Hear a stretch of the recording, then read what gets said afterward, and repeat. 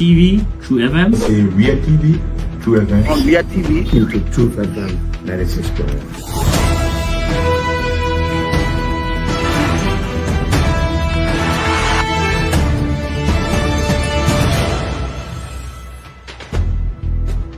What's the meaning of the black barrier? The black barrier is to tell Joseph Bakala, if you don't organize yourself in a grateful manner, we'll take your better Liberia. You might say what you want to say, but for us, we are here to make sure we build our country, that we are respected. We have donors that are coming because of the confidence.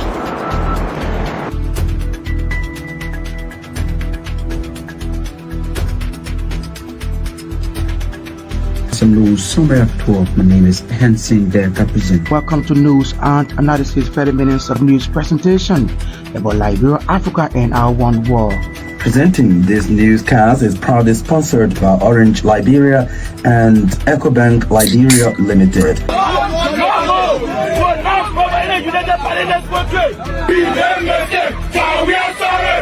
How is life after the presidency? But before the presidency, the same life, that's what you see.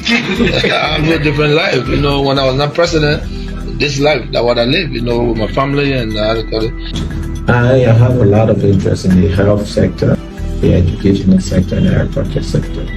Roads, connecting roads,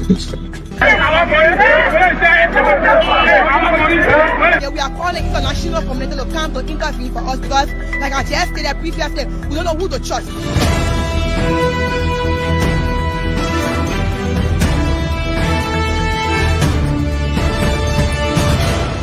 Always make sure to turn on to our Liberia TV and listening to True FM 96.1.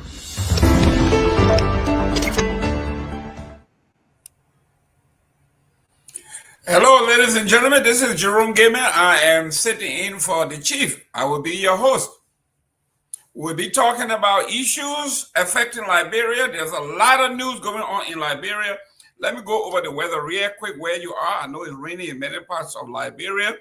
Let me go to Monrovia. It's 81 degrees, actually 79 degrees and light rain. Yesterday, you remember, was 81 degrees, so it went down 2 degrees here. Grand Bassa County, my hometown, 74 degrees, went down 1 degree. It's getting a little cooler, cloudy, mostly cloudy in Bassa. Nimba, 74 degrees, went down from 75 yesterday, light rain today. Mangibi County, 76 degrees and cloudy. Bond, 74, light rain. Lofa went down yesterday, was the coolest place in Liberia, was 72 degrees. Today is 71 degrees. And rain. Hapa yesterday was the hottest place in Liberia as 80. It's now 79 degrees and cloudy. Sino is 75 degrees and mostly cloudy. If you're in Miami, my home place, partly cloudy. You know, we have similar weather to that of Liberia. It's raining here, thundering as usual. So we are in our rainy season here, and it goes all the way to my birthday, November the 30th. That's what's happening here. We're going to do some stuff on the international level. Like I told you yesterday, starting Monday, we'd like to see photos of your high school, which high school you went to, in a brief history. And if you want to call in, you can call in what makes your high school one of the best or the best in the country. We're going to do that. We want to see all the schools. If you went to school in Liberia, you went to high school in Liberia, we would like to know where and what makes that high school one of the best? What makes you proud of your alma mater? But let's look at the topics in Liberia. Some great things are happening. Current event.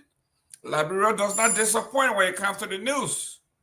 We're talking about Grand Jita today. It's on fire. They are mourning and celebrating the homegoing of the two most popular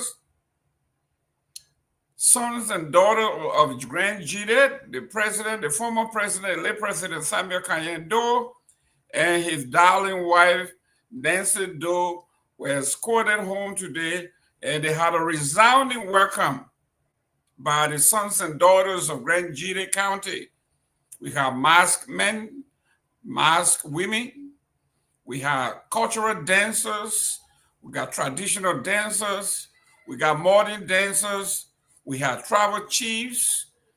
Oh man, it was beautiful. That's what's happening in Grand Jita County. On the major news up front, we have the former mayor of Monrovia, Mary Brough, Mrs. Sawyer, and Sakimia arrested, charged with, I guess, theft of all things, rice. According to the government, Sakimia, the Mary Brough, there were rice brought in the country to benefit the Liberian people, and it was converted to their private use. That is the charge. In the meantime, the court this morning denied the government motion to squash bond for the former speaker. Can you imagine the government is telling the courts that a Liberian citizen that did not commit treason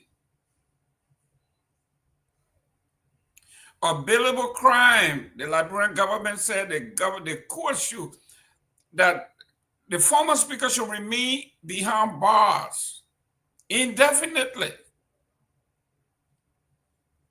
as though he's a risk to abscond. Liberia, the courts, the government, the Unity Party government asked the courts in Liberia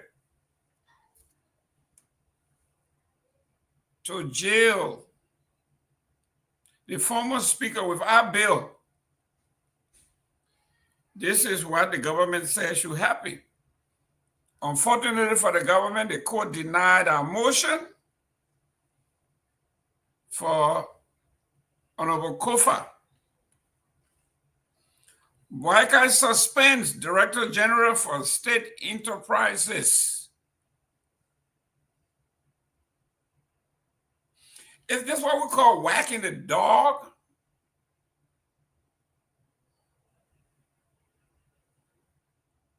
Is Joseph Boyka or the administration doing this? Is this one of those distractions?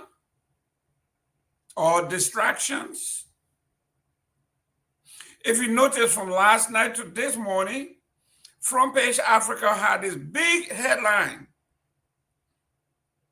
publishing the GAC report that says 6.6 million US dollars was misappropriated by the LRA under this government. Listen to this, $6.6 million.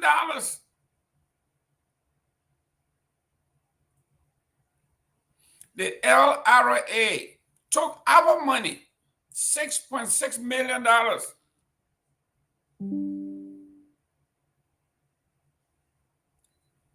And the government is here arresting people for rice to capture headline away from this corruption. Like the people say in Liberia, we are not stupid here. We know what's happening. And I will read the suspension letter here, the press statement. Say, for immediate release, President Joseph Boyka suspend Director General of the Bureau of State Enterprises pending investigation. This is June 25th. That was yesterday. This was yesterday. Executive Mansion, Monrovia President Joseph Yuma Boyka Sr. has with immediate effect suspended Mr. Arthur X. Massaquoi from his duties as Director General of the Bureau of State Enterprise, BSE. The decision follows credible report of financial administrative malpractices allegedly committed under Mr. Massaqua's leadership. President Walker says his action is intended to safeguard the integrity of an ongoing investigation being undertaken by the Liberia Anti-Corruption Commission, LACC, into the reported irregularities. The suspension, he says, also aims to ensure the uninterrupted and smooth functioning of the Bureau during the critical period. In the interim, Mr. Massaque is directed to turn over all government properties and responsibility to the Deputy Director for Administration, Honorable Valley F. Sanon, who will serve as Acting Director General pending the outcomes of the investigation. The President has urged Mr. Massaque to fully cooperate with the relevant authorities and refrain from any form of interference in the operations of the Bureau. The decisive step, the Liberian leader said, underscores his administration's commitment to transparency, accountability, and the rule of law in public service. And we're going to look at other headlines. In a major crackdown on the alleged corruption, President Joseph Walker suspended Christopher Sankolo, Director General Lacra, and his deputy, Chie Gali, bringing the number of suspended senior officials to 4 in just 1 week. Over a serious rice scandal, several former government officials detained on Thursday have been released to their lawyers, including former Foreign Minister Maxwell Sakimia and ex-GSA boss Mary Brock. In other news, House of Representatives officially endorses audit report from the General Auditing Commission, GSC, on 12 government institutions. Gentlemen, ladies and gentlemen, please share this show. It looks like we're going to have a full house. We have issues after issues after issues after issues. What is missing here? The president and the executive mansion sent out this release or these releases, suspending people, suspending entire departments.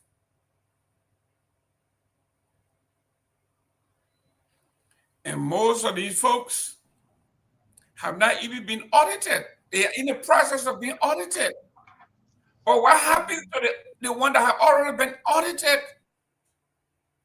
The LRA has misappropriated $6.6 million, according to the GSC. Is correct. Why is President Walker not suspending Doba Jala? That's his name, from the LRA. Is this another distraction? Arresting people for rice while $6 million is being stolen, according to the GSC report. Let me welcome Ansu. Ansu, how you doing there, young man? I can't hear you, Ansu. Yeah, thank you, Gamer. Thank you, Mr. Jerome Gamer. Thanks so much. Good to be here on Closing Argument tonight. Wonderful, and I say thanks so much again for having me on.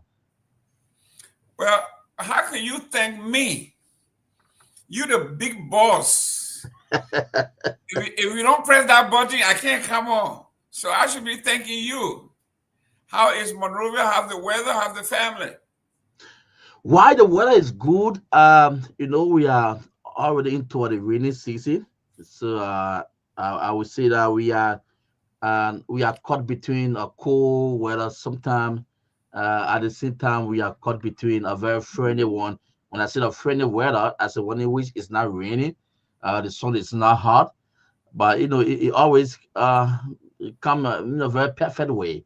But for today, been a little bit cold. The rain been off and on. So that's just how it been for the past time since we enter into the raining season. So as I said, sometimes we experience a rainy weather, and sometimes we experience a wet day. Like today, it just been raining all through. It is raining even tonight.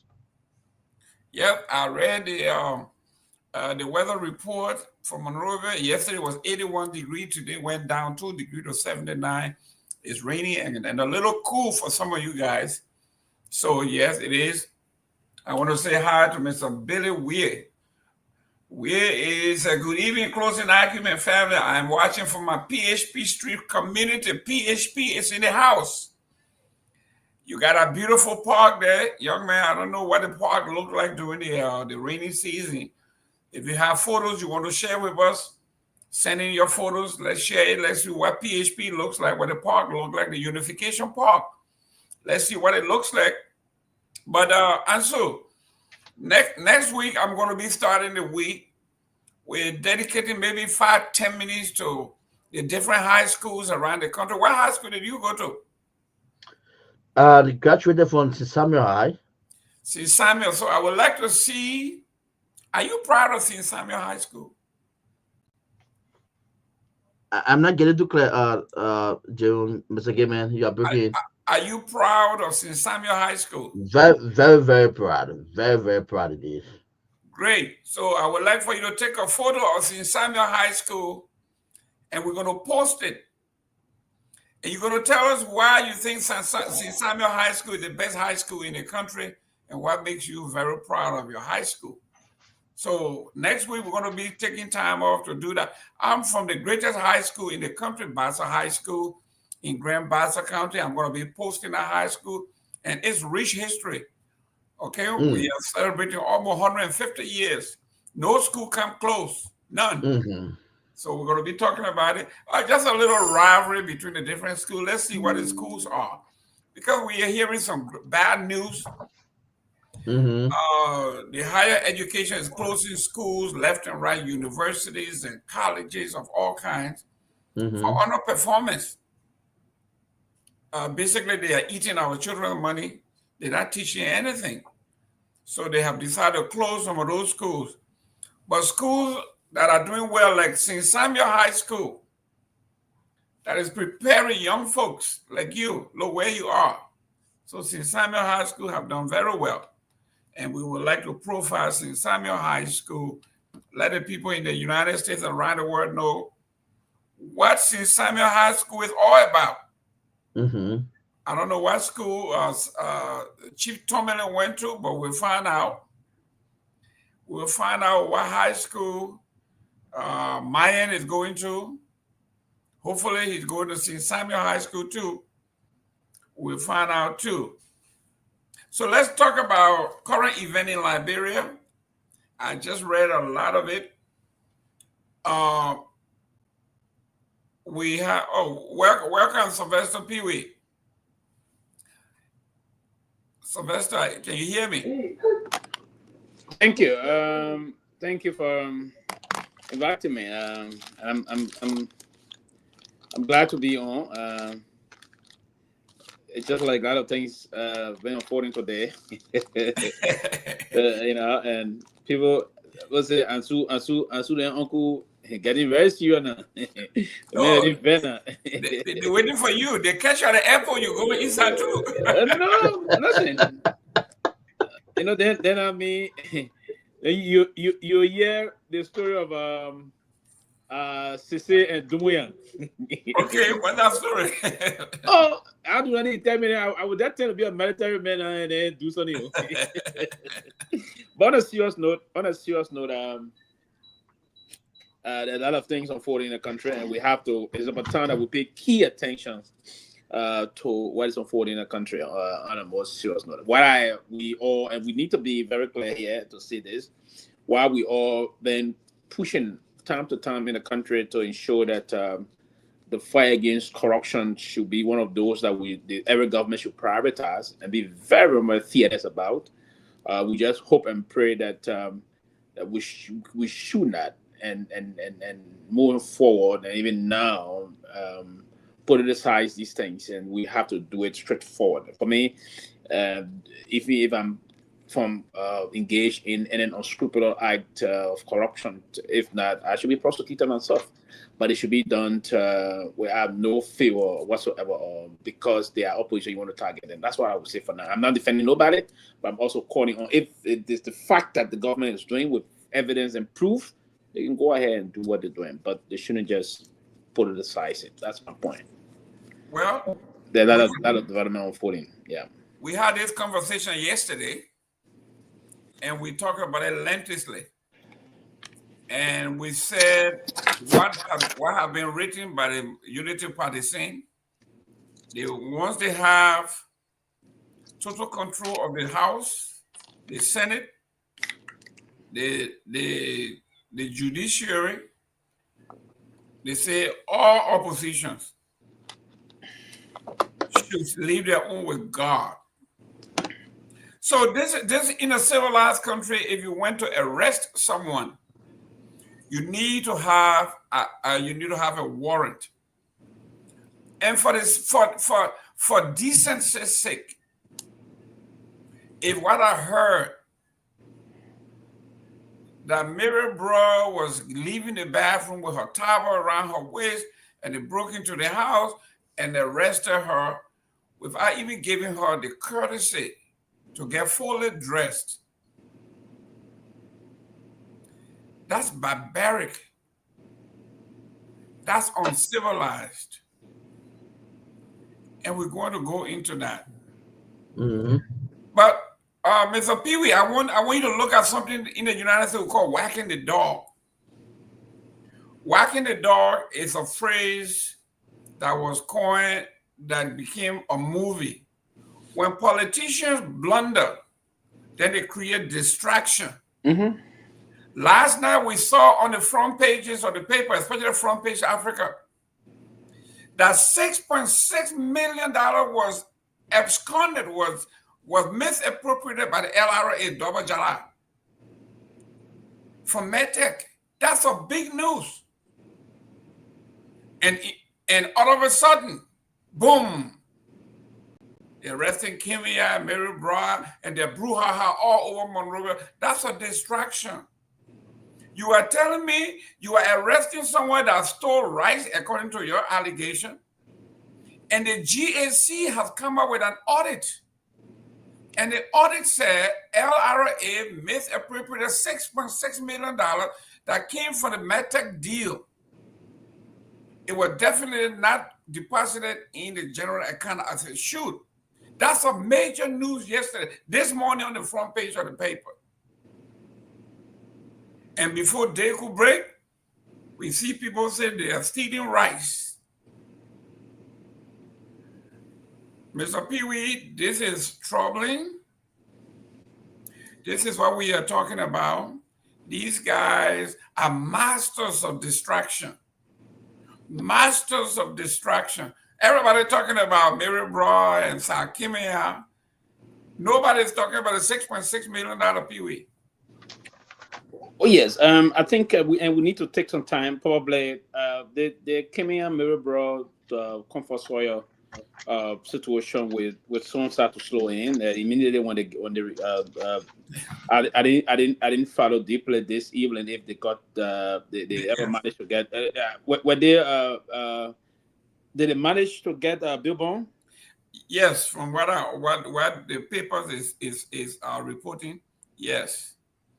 It says here, let me go here. It says, let me go to the front page.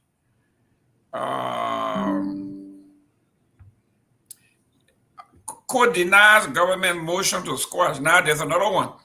The court denies the government motion. Okay, let me put out the particular one you want to talk about. It says here, Kimia saw your brother to be free without cash bond. So I guess they might have freedom on their own reconnaissance. It's a front page. Africa has learned that former minister for Foreign Affairs D. Maxwell Kimia, former Deputy Foreign Minister Thelma Duncan Sawyer, and former General Service Agency GSA Director Mary T. Broad, along with several former, not only that, along with several former officials of the National Disaster Management Agency, are expected to be released from detention on their own recognizance with human surety. I don't know what that means. This means the accused will be released based on the court's trust that they will comply with the terms of their release without the need to post a cash bond. However, a human surety, an individual acting as a guarantor, will vouch for their appearance in court and adherence to any condition imposed. The officials were detained following the arrest on Thursday in connection with alleged misappropriation of 29,412 bags of rice, valued at $425,000. The rice was donated to Liberia in April 2023 by King Salman Humanitarian Aid and Relief Center for distribution to disaster-affected communities. This is, it is so comical at times. Rice, you are going to leave $6.6 million on the table and go after 29,000 bags of rice, whose total worth is $425,918. So yes, they are going to be released. According to the newspaper here, there are sources within the courts that somebody have to vouch for them. Yeah, it's that citizen, surety citizen bond. For instance, any permanent citizen of the country will go and say, okay, maybe gimmick and then take a flight, charter flight, and arrive and say, okay, I will vouch for those people. I will ensure that will be in court the next day. Or anytime the court requires their presence, we will ensure that. Yeah, that's another form of it. Listen, the whole thing about bail bond is with the discretion of the judge. The judge will determine if those people are permanent people and those that are coming up to probably vouch for them, if it is property value bond or anything cash bond. That determination will be made by the judge. And that is guaranteed under the Constitution of Liberia, the right to a bail bond. I think there are certain exceptions, and those exceptions also sometimes is also determined by the judge. If the judge determines treason, first-degree murder at a certain stage, or even So in some cases, in other cases, the judge will determine if this person at a certain point in time, but particularly if some other issues, other charges, also not even murder, but the judge will determine if this person is still dangerous while they are out. The judge will remand you in jail while the outcome of the case is being determined. So that is it. But I was trying to quickly say that the issue about this $6.6 or $5 million that is being talked about from the LRA, we're trying to also at least I saw Gongloe trying to do a public relation yesterday for his friend, and it's for his friend that it's not in this range. So what I heard from Gongloe is that it is the dead body that stole the money. Yes. And I was a little bit concerned, and I would love to seek more clarity from him. He will always come and do. He was not pushing this on the late Thomas Doe 9, that it was Thomas Doe 9 that did this thing. And trust me, there were the whole debate going to end, right? They're going to end. That's the information he received from his friend and the rest of that. You see, if it was the vice president in the thing, you would have Gongloe hitting hard. Of course. Now it's the friend. He's trying to shift the blame. And this part of the hypocrisy sometimes I will afford. One was my own big brother, but I was disappointed last night when I heard him trying to shift blame. on the dead body.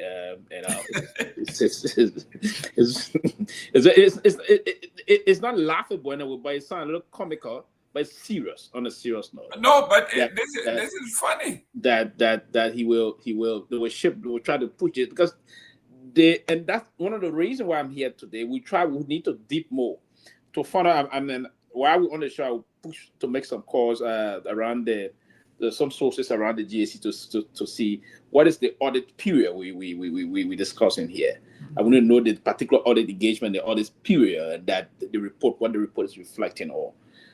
Because one thing I know, GAC is carrying on continuous audit and on the financial statement of the country, continuous government audit, right? Looking into it, there are some flash audit.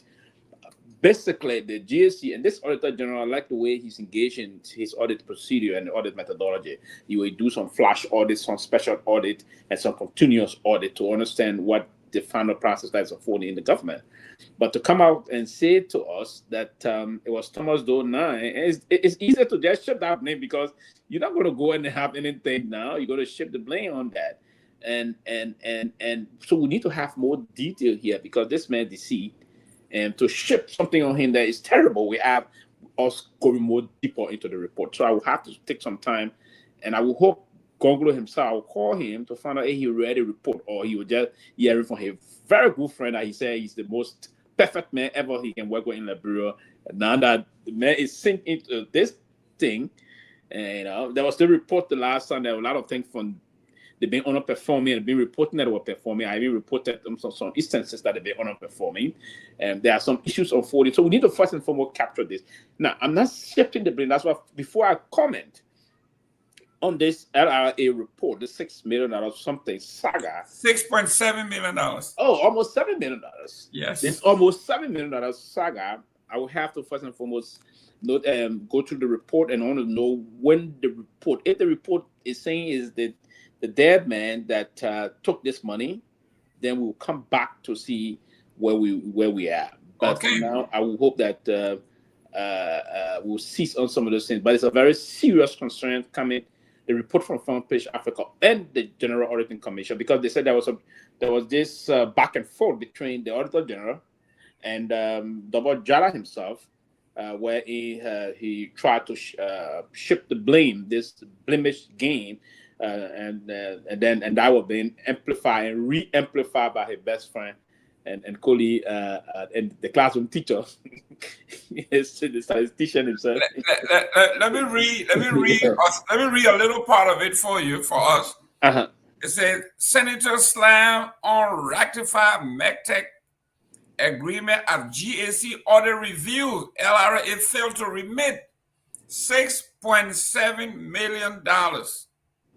And it reads, several high-profile members of the Liberian Senate have strongly criticized the unratified agreement signed between the government of Liberia and MECTEC Scientific Liberia Limited, labeling it as flawed and detrimental to the nation's financial integrity. The rebuke came during a public hearing on Monday, prompted by a report from the General Auditing Commission. GAC, we review that the Liberian Revenue Authority failed to remit $6.7 million collected from MECTEC in the government consolidated account. MECTEC, a firm contracted for tracking and monitoring destination inspection, verification, and conformity testing and certification service, signed a 10-year agreement with the government on April 21st, 2021. The deal, however, was never ratified by the legislature, a major red flag for the lawmakers. A compliance audit reported released by GAC covering July 1, 2022 to October 31st, 2024. Uncovered series of financial procedural breaches. Chief among them was the LRA failure to remit $6.7 million, the government 20% revenue share from the agreement, into the consolidated revenue account. Instead, LRA allegedly diverted the fund for its own operations. said the GSC auditing report, Mr. Garguah Jackson, non-remittance of government revenue during the audit. We observed that the Liberian Revenue Authority did not remit almost $8 million into the consolidated revenue account, which was driven by the approved account, which is 20% of the fees related to the distinct destination inspection agreement between the government of Liberia and MECTEC.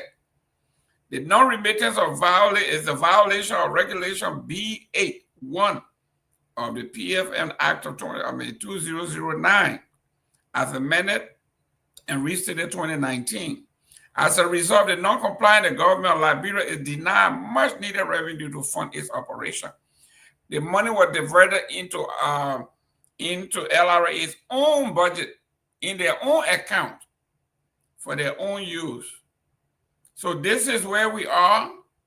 Like Tip O'Neill used to say, Mr. Sylvester, Tip O'Neill used to say, everybody likes their own crooks. It came about at a time when the approval rating of the United States Congress was as low as 7%. And when Tip O'Neill got back to Massachusetts, somebody asked him, you are rated almost 90% in your district. Why are you part of an organization that is rated 7%? And he said, because everybody likes their own crooks. So here we are. Some of our friends, relatives, who consider themselves integrity czars, they are now shielding their friends and their relatives. This is what Tip O'Neill was talking about. No matter who they are, everybody likes their own crooks. Gongloe is supporting and defending his friend. So like the folk used to say, if you want to lie on someone, tell them that your witness is across the water or the witness is dead. So Nyenwolo is dead. He's the perfect person to lie on. So this is where we are. Welcome, Tomalin. King George I. Yeah, welcome. Today I just want to start this show with this good news. I'm sorry we'll go back to the politics, bro, but okay, let's go. There's something. Your homeboy now, he was digging diamond and I found a big blue diamond. No. I thought Costa I found a big diamond. When I find a diamond, then we'll be there.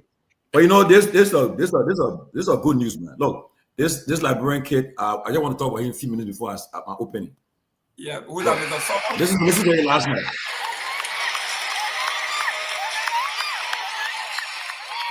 This is incredible for Thomas. His mom.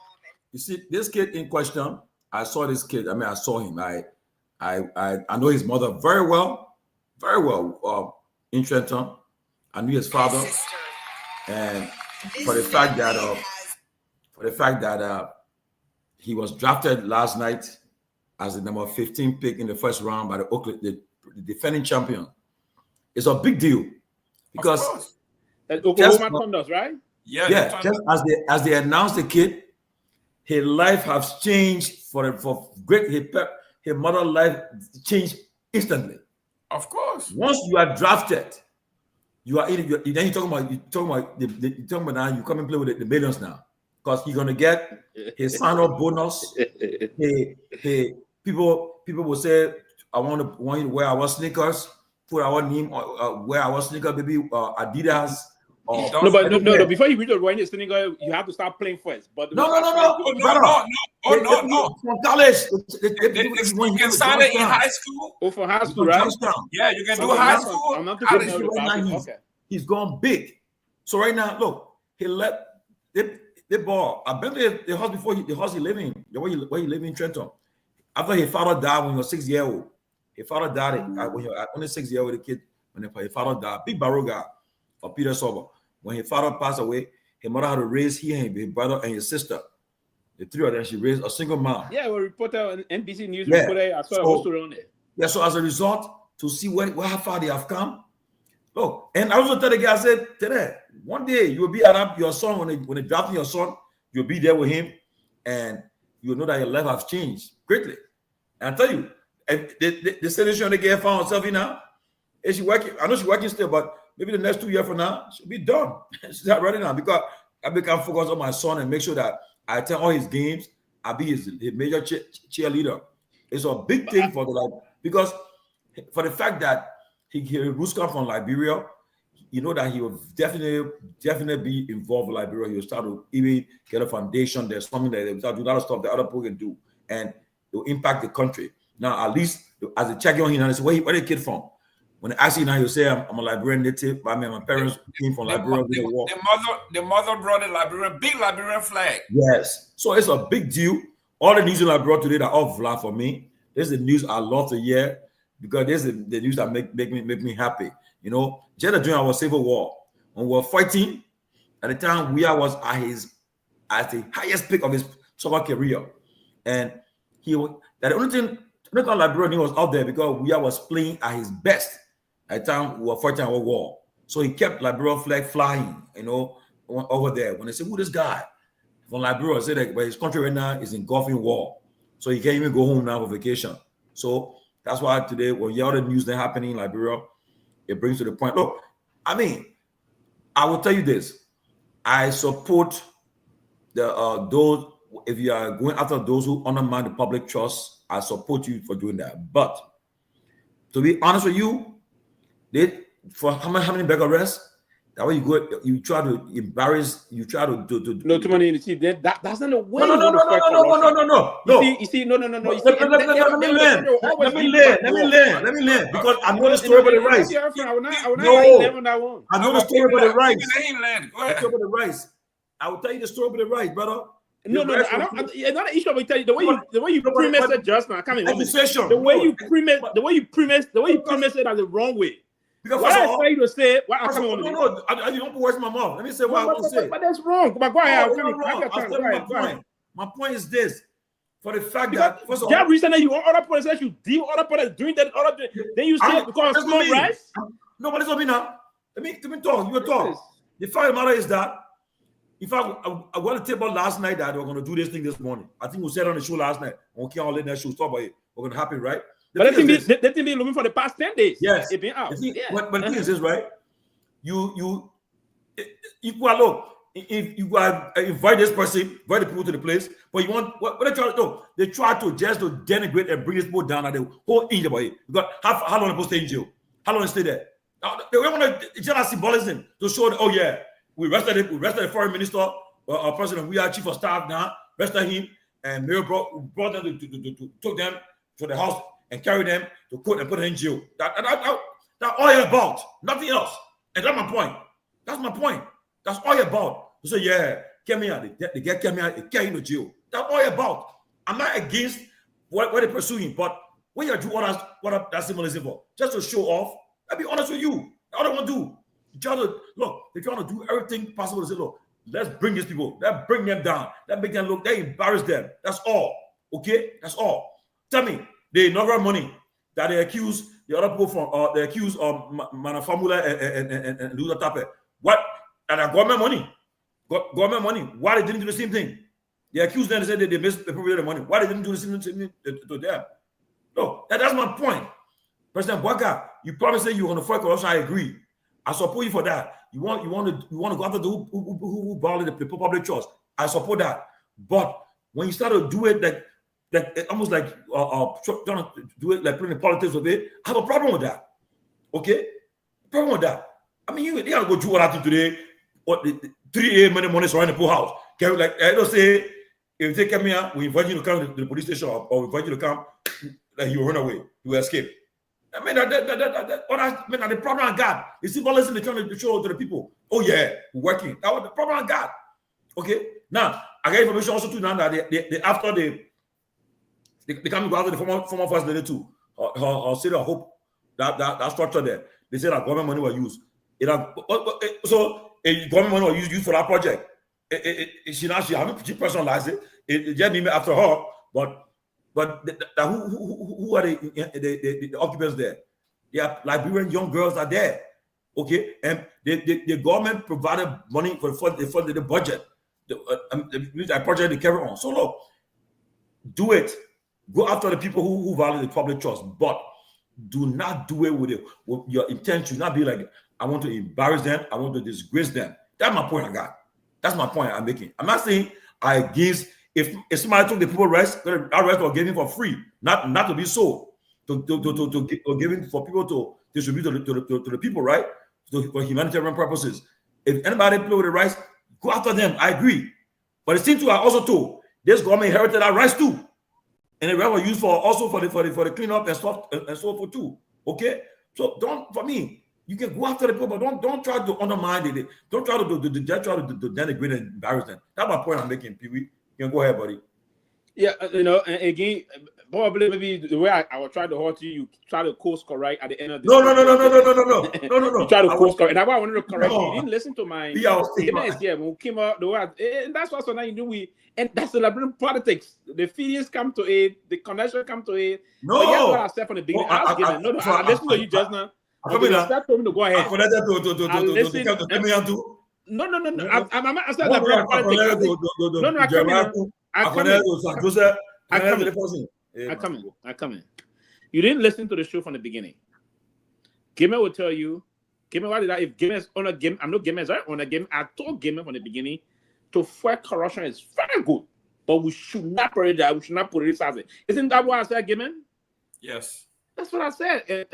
But why I disagree? You said for this small thing, no. So the fight against corruption, and what I said from the beginning is that I know the way they did. These people think this morning it was wrong to enter Mary Brown where she's dressed. If that is true, also, I stand to be corrected on that. Kenya they didn't commit treason to surround her around 5 in the morning to arrest her. Exactly. That's my point. Wrong. And that's what I said. Was wrong. Now, if you have anything to understand, and look at the bill they offer them now. That somebody just went and signed for that. Oh, okay, I will bring. They will come. That's not issue. I agree there should be, and that's why you must say you didn't allow me to learn. You thought when you say you hit me, you trying to say that I'm trying to justify or to defend. No, I said you said small things. That's small rest. Yeah, because how you want to disgrace the people for you want to No. You start small rest. My point then now the fight against corruption. Even if there's one bear and someone stole it, they should account for it. I agree. That's my point. I agree with you. But we should not politicize it and target certain people politically and just want to disgrace them. To show that point. I don't agree with the way they treated Mr. Myean, Madam Bro, and that of Madam Sawyer. I don't agree with that. And we have to go deeper into this to establish. That was my opening statement. To establish as to, if for this kind of a thing, I will even push those accused now to even push the government for them to have their day in court. That's what I'm saying, for everybody to have their day in court. But the way this government is doing, and now the debate we're just having, last night I was calling you, I know you're available, you want to take my call, you put me on, all up, call you, Gongloe call you 2 times, he leave the line, he call you, I call you.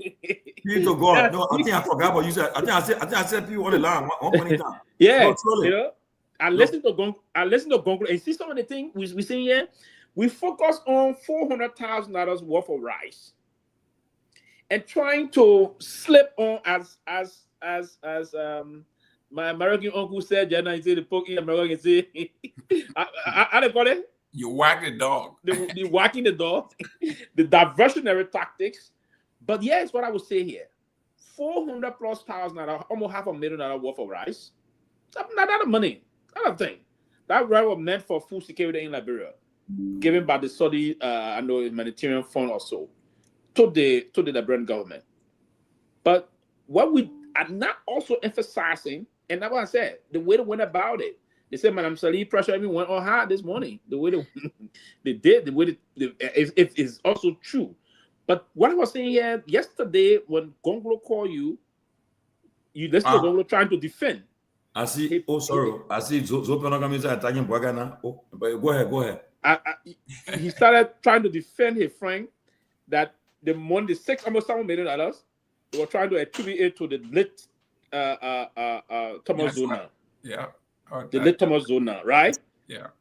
$6.7 million. The GSE report is saying, and the government is not. Pewee, Mr. Give me a bigger man. Some say it's in Grand G there. You only let him give Go ahead. Let him give an update what happened in Grand G there. He told me Yes. because, But he should have said it. But I can't recall something continuous. Something. When I will come on the show, and that should be a routine. That's my suggestion. If something is on the show, and then before we start, something should get out the update of the. I seen I told him today, but I don't know why he late. I told him today. Always insist. Learn to know you are a journalist. Always insist you have to get out the update. It is from your update now will draw the final analysis to move on the topic. So go ahead, my dear brother. Yeah, you get the update. That's why the president is there. So you got to tell what happened in the country. You in Grand Gita before your service go off. I know it's raining. So thank you. The reason I coming in late because we've been checking for guest source. Grand Gita is jam-packed to capacity, and unfortunately the first place. The president there, so everybody will go. Yeah, so someone else took it. But then the president arrived in Grand Gita let's say 4 to 5 o'clock today, and we made different stops to different locations. He first stopped at Cantor, where he has some consultative meeting with the Ministry of Health team. They are currently having a workshop there at Jackie Hotel. He also stopped in Tapeta, where he had a engagement there with the Chassie Hospital. From there, he made his way to Toasttown, Grand Gita County. That was the first stop in Grand Gita County, Toasttown, where he was welcomed by the elders and the legislative caucus of Grand Gita. And then he later on make his way straight to Zweju and currently lodging at Cash Hotel. But one thing I noticed is there is a serious debate currently in the country as it relates to the location of where the former President Doe, and his wife, Mistress Nelson Doe, will be laid to rise.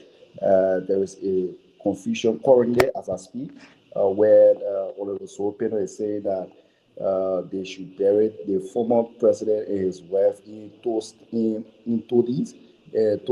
Toasttown, and Toasttown is where the former president, President Doe, came from, while the children led by Veronica Doe is also demanding that the burial take place in Sweater City to the Doe Palace. So the coffin of the former president and his wife, am I clear? Yes. Yeah, go ahead. You loud. You loud. Hello? Yes, we can hear you.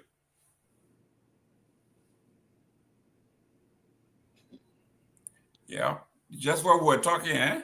Yeah. They think that it's yours. The guy says Zopenos try to steal their parent casket. Am I clear? Yes, you are. I see another post on Zopenos. I know how true is it, but Zopenos attacking Boga to Ano. Maybe that fake page, no. But go ahead. Zopenos again, do Zopenos let it be the grace of the president. You stay crackling up there, man. Okay. All right. Am I clear now? Yes. Yes. Yeah. When I give you thumbs up, that means you're clear. Go ahead. Go ahead. So the coffin of the former president and his late wife was not seen in Sweater for the past 3 hours.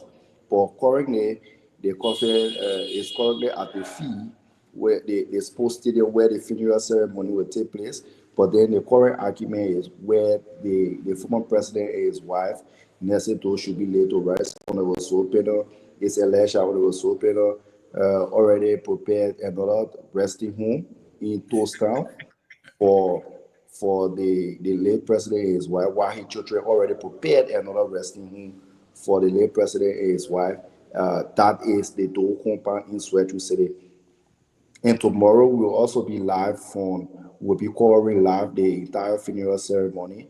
And from there, the president will also be doing a dedication ceremony of the new hospital built here in Soweto City. And that project I think it started by former President Weah, and then this government completed it. Yeah. So let me quickly ask you the question why you stay active. So we have 2 graves already prepared, both one from a Zoe panel, and then one also from the children of the both deceased. Is that correct? Yes, sir. Yes, sir. So the Honorable Zoe panel is still saying that other family members are saying that it is necessary that the former president and his wife be laid to rest in their hometown instead of Soweto City. But it's the former first lady also, the late former first lady from Town also? Nope. So they want her to be they want her to in her husband's town. Yes. So the Toastar is the Doe family hometown. Oh, I got you. Wow. And the children are insisting that they be laid to rest in his compound in Tuzon. Yes, so in Soweto City. So now the argument Honorable Sopena is raising here is Honorable Sopena said that Doe Palace, that particular Doe Palace have been abandoned for decades, and in fact it is an unfinished building. And to maintain it, because currently when you enter to the Doe Palace, it's clean. The door is an unfinished area, but it is clean, decent, and well taken care of at the moment. But previously,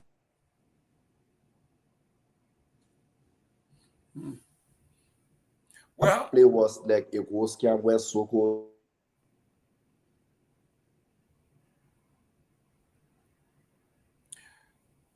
Well, Zopena have to understand that these people are no longer just Doe and Doe.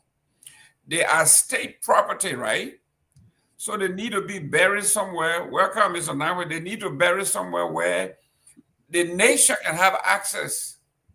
So Soweto is the capital, where basically is the seat of government. Then I see no reason why they should take him to his village when the nation will want to have access to him and the family. So, I mean, when it comes to those of you who are into the protocol thing, I think it would make sense to have him buried because he's a statesman now. He's not just regular Doe, and both of these people are statespeople. I think, Mr. Pewee, I think you can, if the argument was made to take him home or bury him as a statesperson, where the nation will have access to him, I think Soweto, the seat of the government, should be the place. Oh yeah, but beyond that, also they will have to seek the import of his immediate family.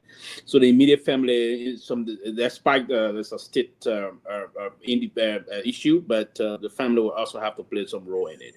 But yeah, there's this big problem coming up. I don't understand, and we heard the last time Mami Veronica Doe attacking Zopena, and it's ongoing. And I don't know, on a serious note, what is really unfolding. There is this terrible bad blood between Zopena and that of the Doe family, particularly the kids of the former president and his late wife, Nancy B. Doe. They in a very much terrible family feud that I see. I don't know how you're going to read it near and into amicable conclusion here. But, the family got to say, yeah, and I don't know where Zoe is coming from. If he got an authority to speak here as to where the former president and his wife should be buried. Chief Tomalin George, every time something happens, they say go to the next of kin, right? The next of kin would be his children. So where is Zopena coming from? Is it because he has state power? He think he can just do whatever he wants to do? How can you build a vault or a grave site without the consent of the family, and you say they should bury the person there. I mean, it's always next of kin, legally next of kin. Yeah. That nonsense on the show. Money coming that nonsense. And this father validates what the girl said the last time, that he been encroaching, interfering maliciously in the affairs of the late president, both his property and all those things that are unfolding. It's dangerous. You cannot be that wicked to take decision on behalf of a man that and his wife, honorable man's wife, and leaving the input of his children. You nobody to take decision there, even if you are nephew or whatsoever. No, you don't take decision on behalf of why the children. If there were no children whatsoever, then probably folk would have been inclined to somehow take him seriously. But that is nonsense. Yeah, but again, I don't understand why. I mean, this is the late president immediate. His children are his biological children, and so forth. And even though the mother is dead, so the children should be the one. I'm sure they should be the one in charge, calling the shots for the parents and for the parents' burial and everything. I don't know why Zoe is even but it's all like somebody said, all because of the property, and so forth. And I was listening to an interview the other day. I just realized that even during the administration of Charles Taylor, I think some amount of money was given to the former first lady, the late first lady. I think money was paid to them, almost $200,000, I think. And so they think just been business for money and property business, and it's just an eye opener to everyone. Mm-hmm. If you like, for instance, my 401k, they tell me, they say, where are your beneficiaries? They want to know my beneficiaries. Yeah, put your beneficiaries there so that when anything happens, they will benefit from it. And then they tell you also the percentage you will divide it with everything. Everything is there. Without life insurance things. So all the things important that people learn from this thing.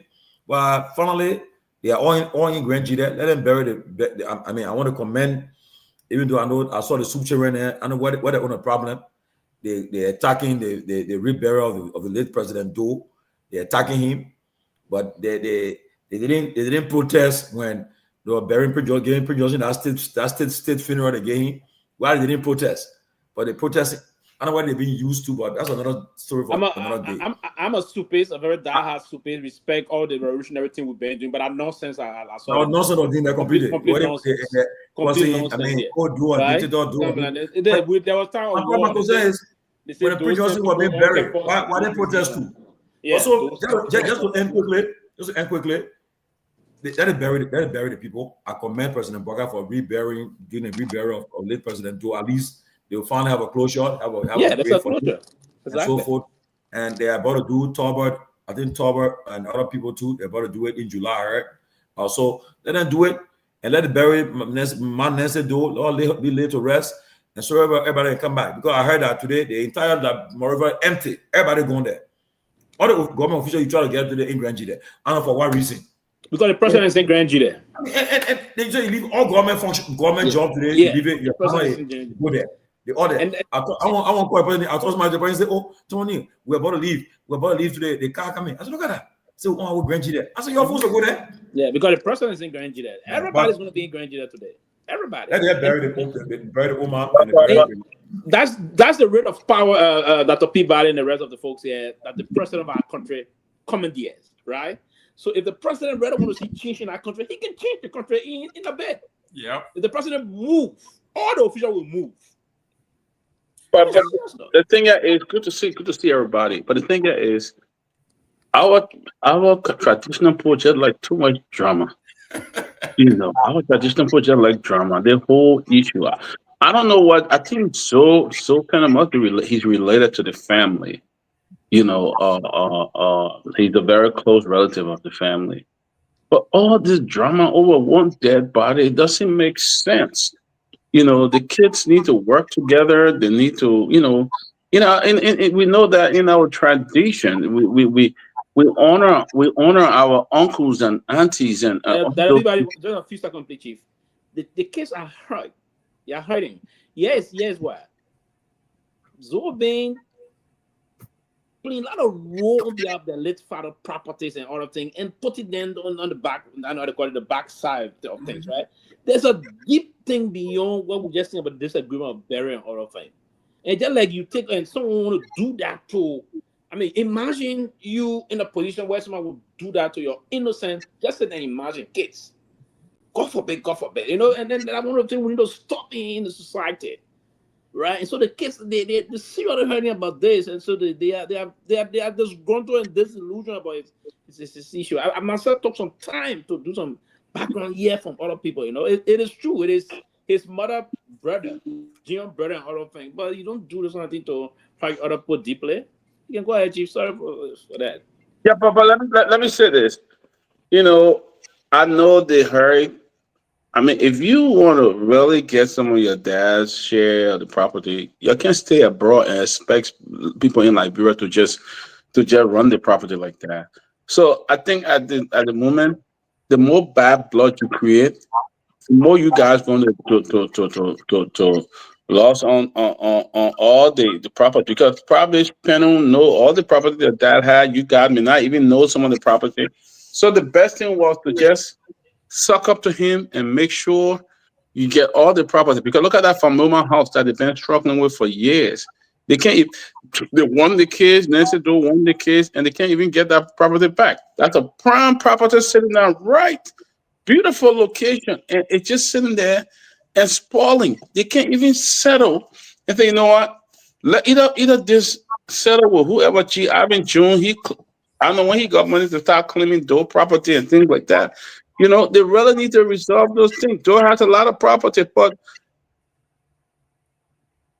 you can have some and try to resolve issues like that. It's not going to work. So I know one of the daughter who live in London. We know her very well. Shelu is somebody who can listen. I think I'll try to talk to her.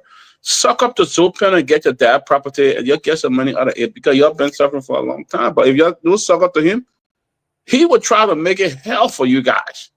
He will make it very difficult for them.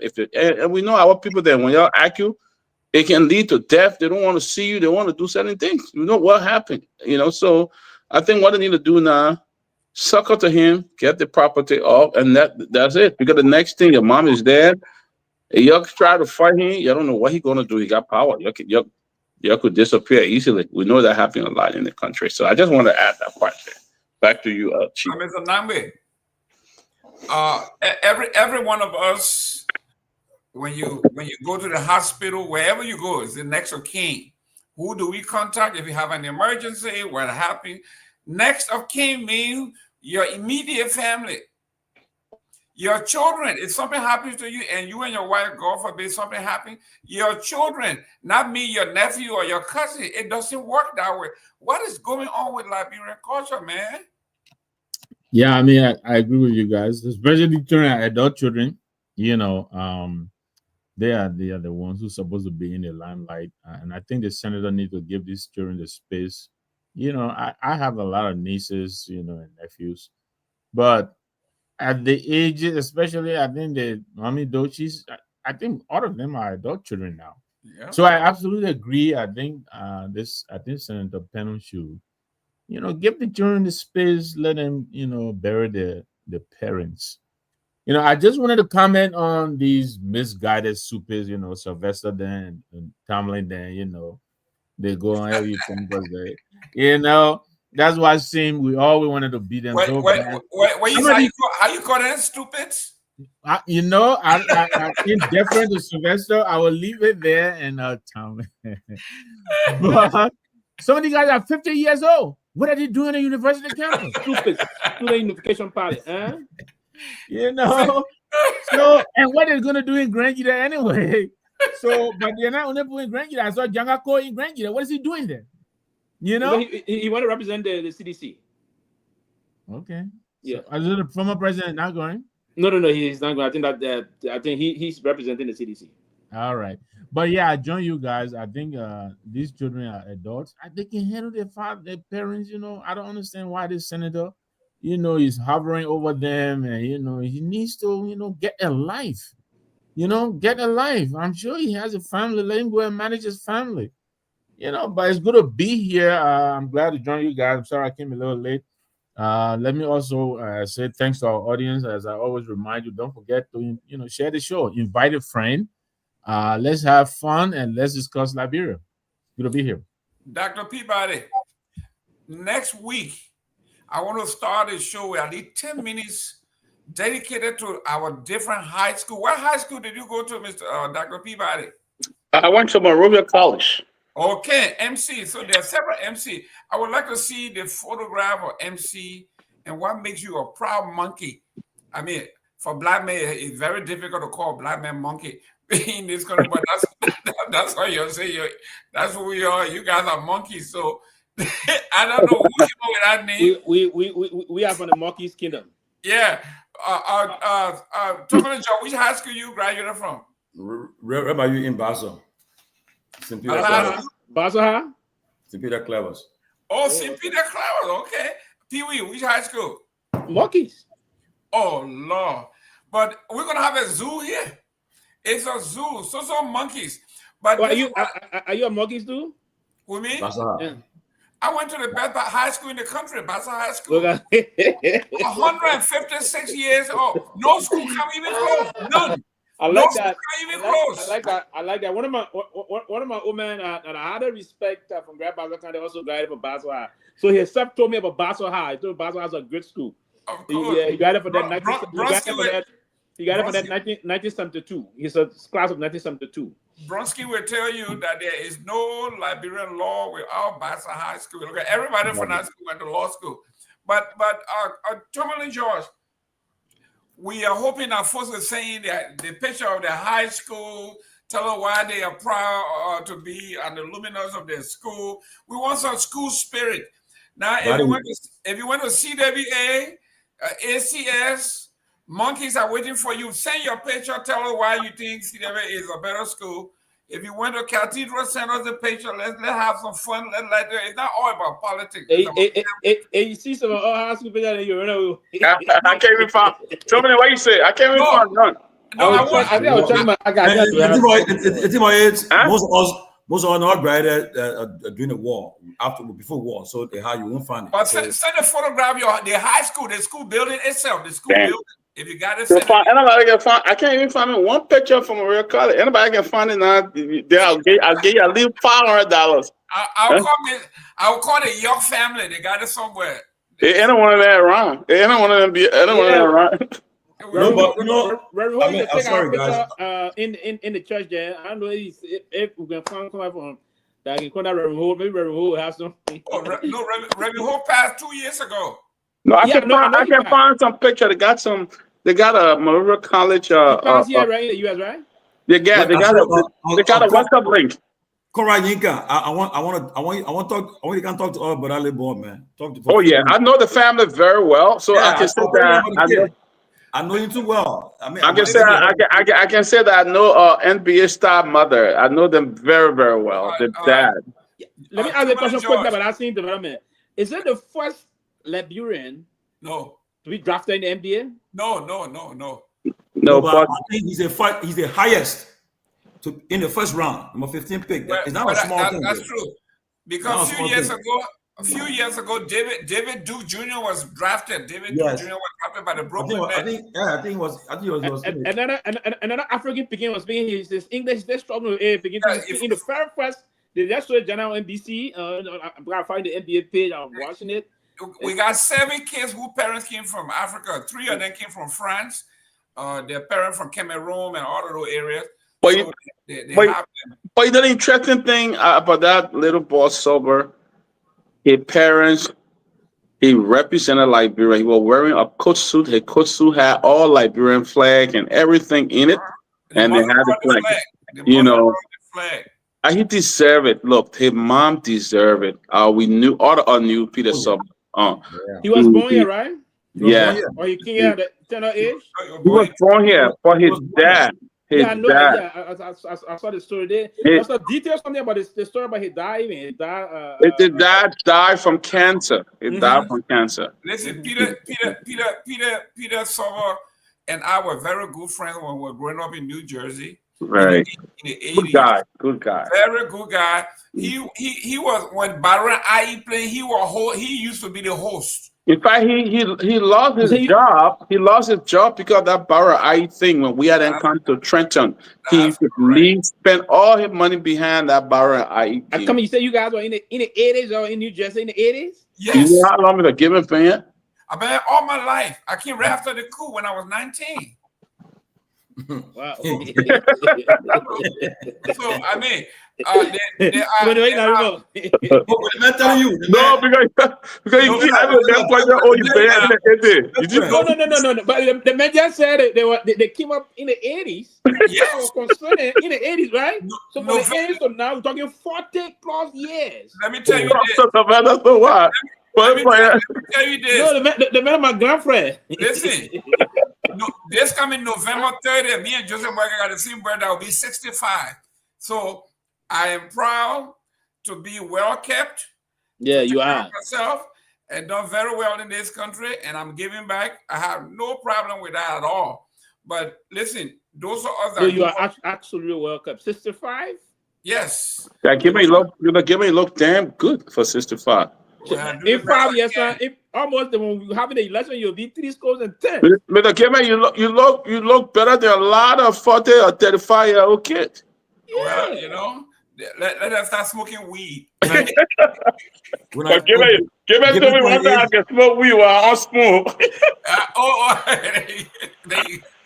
You see how politics go? So you're on different sides. I smoke cigar. No, I don't smoke. For me, I don't smoke at all. I don't take I smoke cigar. I smoke it occasionally. I don't smoke anything. Even the thing they call shisha. I don't do. Look, a lot of the young children don't take care of themselves. That's why some of them, one of them saw me, and I said, "Oh, we told you you're a very old man, but you appear even all you look young." I think I got to say the city on side too. I said, "Oh, but you looking young." I said, when I on the show, I look like old man. I said, "Yeah." I said, "All right." But guys, let's talk about the politics now. Let's talk about the politics. No, man, I want to, man, y'all play the ball when they call the beginning, man. I beg you. Just for 5 minutes, man. I beg you. Oh, yeah, play. Yeah, you got a tape? Yeah. Tomalin, a very close friend. I mean, the mom deserved it. She worked. Peter Saba died many years ago, and I want to talk about children. Now I see everybody exporting Peter Saba doing the kids do well. No. I think they just celebrating them. That's all. I don't. We're very proud of them. Guess what? The neighborhood that they came from. We talk about Trenton. To make it out of Trenton, you got to have a good direction. So the mother did an excellent job. She did. I remember the last time I visited them. I think her grandma was there. I mean, I could see the kid. I said, a few years from now, you'll be dropped to the NBA. And definitely, last year so I started for them. Peter Silva was huge at the beginning. All of them brothers died hurt. You know, the two. His other brother playing basketball too. Okay. Yeah. Yep. So they deserve it, especially from Trenton, the Liberian community in Trenton. I think the parents, kudos to mom. Kudos to her. To be a single mom in Trenton. Yeah. Look, I was telling the guys earlier, once you get drafted, especially in the first round, your life changes instantly. Yeah. You make a lot of money. Even if you wear the jersey, you go when they go on training camp, wear the jersey, just sitting there, said the idea you're getting paid. The picking battle, I watched it too. I watched my video. It was good. And mom posted something on Facebook today. She said she thanked God for everything God have done. And even last night when she was talking, she said she gave praises and honor to God. But he raised the kid. It was a tough life when Peter Saba died. I spoke in the church that day. I mean, I gave a tribute that day when he died. And, when my dad died at the funeral in Liberia, in Orange Grove, who showed up there? I saw Peter Saba. I said, how he got here? He said, oh, but man, we here to give you support. He showed up at my dad's funeral in Liberia. The dad was such a... He died recently? No, the dad died a while ago. 4 years. But the kid is, that was 6'9". I think 6'9" too. Tall. Yeah, Peter was tall. The big guy. He was very, very big. But listen, the minimum as of yesterday for being drafted, the minimum is $1.15 million just for signing yesterday. Anybody, rookie salary. That's the base. But all the beginning said, he said, I want to take care of my mom. Can you imagine? That's the base. You get $1 million right now. I witnessed. You know what? I saw the NBA study. Look, that was when Andrew Bynum. He came from New Jersey. He was 19-year-old. Andrew Bynum, the Lakers drafted him, a 7-foot kid, right? And his first contract with Lakers, $54 million. His mother was a CNA. Working. He told the man, said, "Mommy, you done." That job done. So that kid gonna make some good money. What American people call a good A money. Good money, man. Good money. But the man deserve it. Let her live her life. You know, enjoy her life. He deserve it. Look, I wish that kid. I'm happy for him. The only battle for him is, you know, he didn't come to the Sixers. You know, that's really going to wait. And then he's still very young. Maybe time to come, he might end up with the Sixers. But yeah, I've read and heard nothing but good things about it. I didn't know the family personally. Yeah, I kind of vaguely remember it's sober, but I don't remember the family. So one of his major points is he always wished to play, and that's one of the dream come true, to play with the legend LeBron, right? And so he's going to play. So, I mean, they're picking young. You know, money they're picking to be picked by the defending champion. In the first round, too. In the first round by the defending champion. Yeah. So they're on him for long. That's a blessing. I thank God for Tana and her kids, man. The Oklahoma Thunder, they are the defending champion? Yeah. Yes. They just won a few days ago. Thunder, the defending champion. I don't know whether if that guy and that got injured, whether he would have won. A talent or any. You know what? That was very possible because the momentum was really swinging in their favor. But you know, SGA, that kid too, is a bad kid. SGA, you know, Kobe. Yes. So it was really 3-3 tied, so it could have gone either way. But good luck to Sobo. I think today is about him. You know, good luck to him and the family. Sobo. Let me just post his video. Wishing all the best. Yeah, man. Nice. I'm happy. When all the monkeys were on the set, I didn't tell you know. We didn't talk about the Cardinals. That's right. William B.S. Tottenham High School. Yeah, there was a school way back on Tottenham High. I forgot. Okay, way back. Those boys man from Tottenham High, they were so damn smart in math that you couldn't even have. Those boys were damn smart in math, and when it came to the flag day competition, there was no match. Those boys were. You talking about Tottenham High or the Tottenham High Ocean Vessel? Yeah, those guys were smart. Tottenham High. They call it. Say the place where the brave, the storm, the brave and the strong meet and survive. Yeah. That's Tottenham High. Yeah. Where the brave men fight and die, where the strong survive. I trying to challenge St. Patrick's.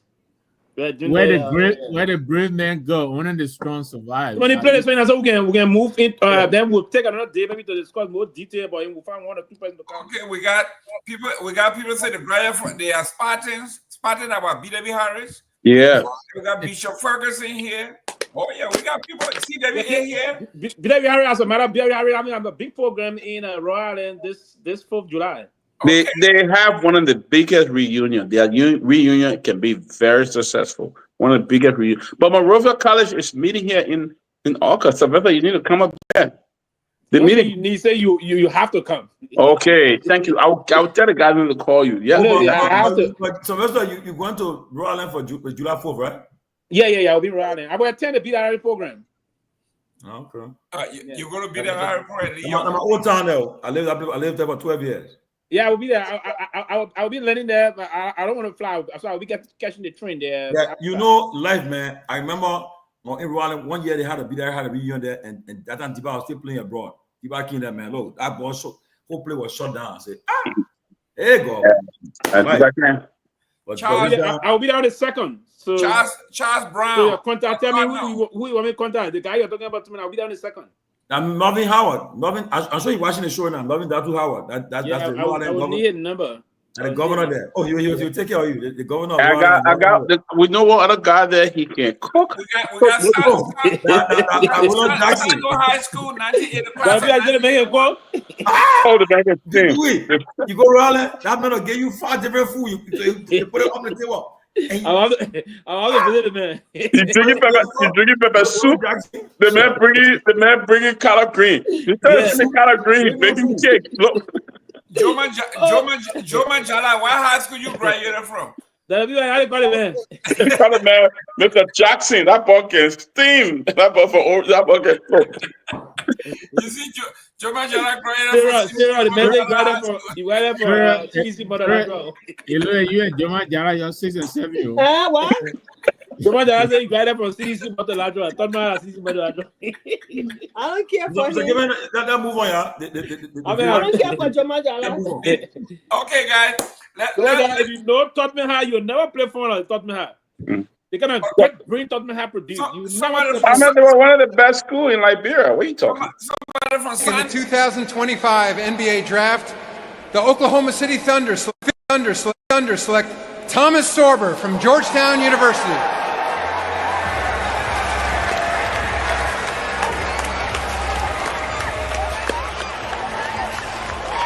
This is incredible for Thomas, his mom, and his sister. This family has a really moving story.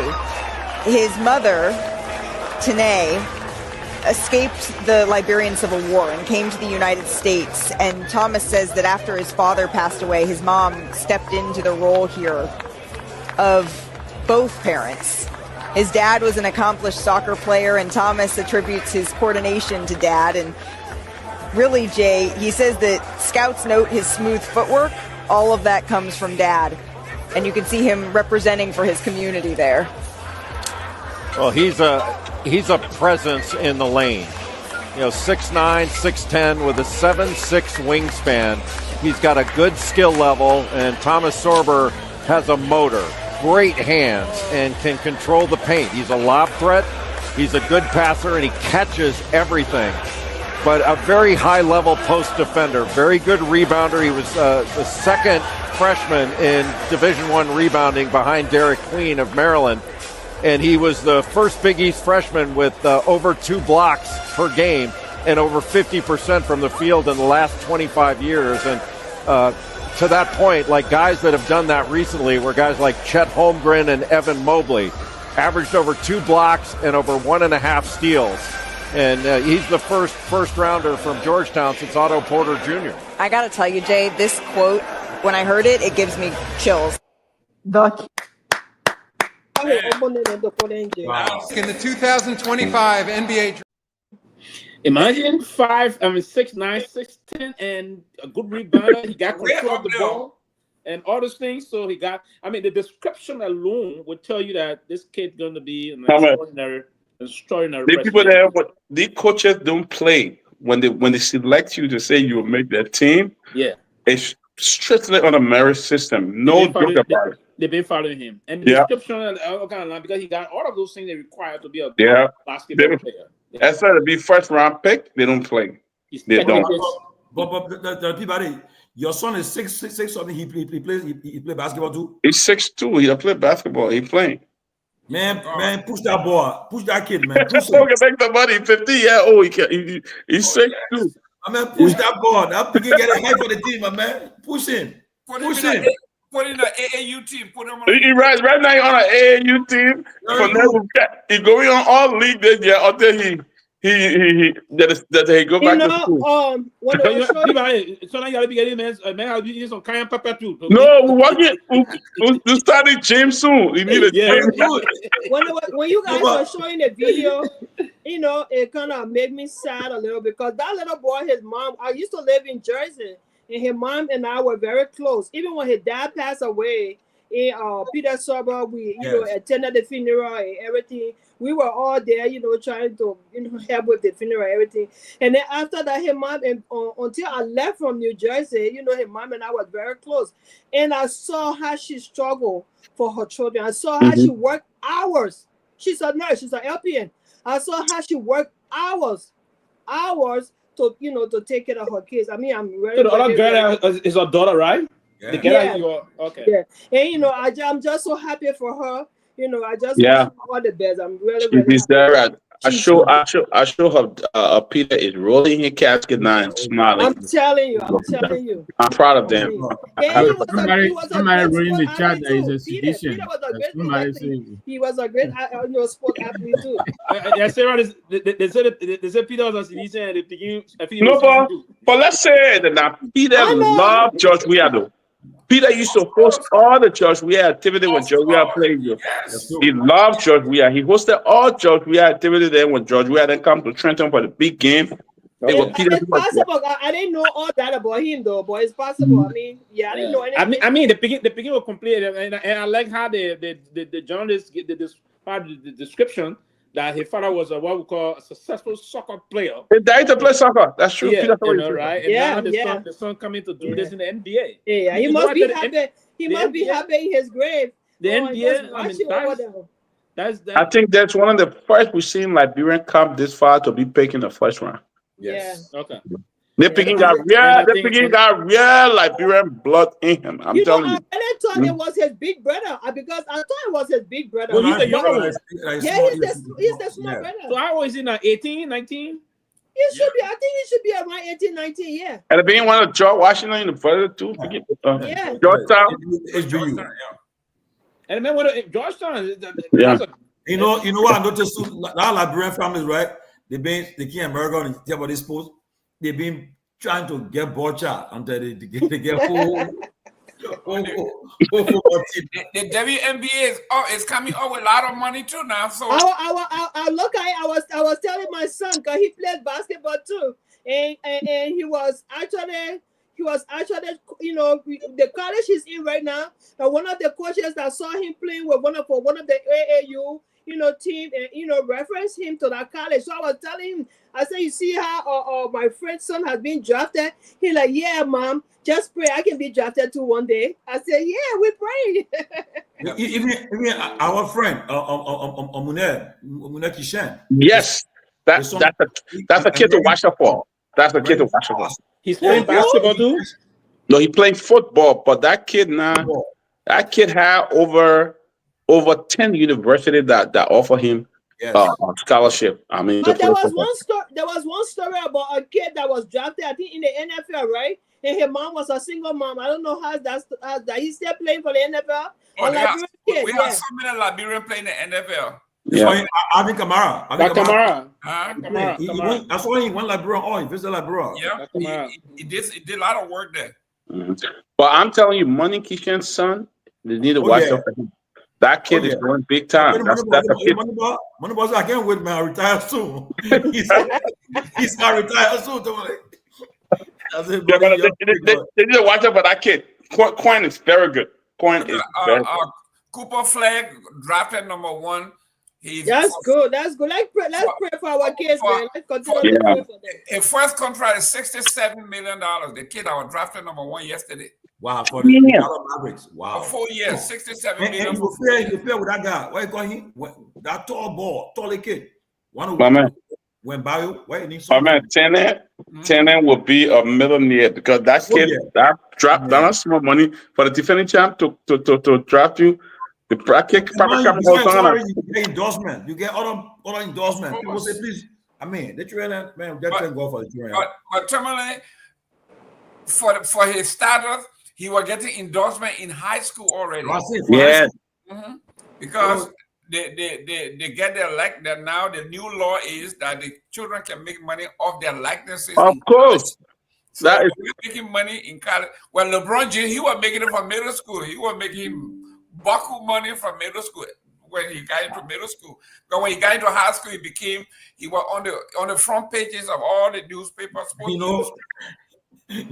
son, when he was in high school, I told him, I said, yeah, man, you say you play basketball. I say, yeah. But then when I look, I said, the guy too short to be. No, but I've been Irish. Irish people. But the main college now, the men team of basketball against us. So everybody get that thing. Yeah, so everybody not lost. you know, people think we just want to talk politics all the time. No, there are some good news coming out of Liberian folks, the communities, the young folk, even those who are not playing basketball, right? Who are not into athletics. They're doing some great things. Our girls, you look at the track team, track and field. You look at all of these things, our women, our girls, and we got to encourage our girls too to get more into athletics because the WNBA is paying a lot of money and it's getting bigger and bigger every day. So we shouldn't keep our girls home. Let the girls get involved. Let them get involved.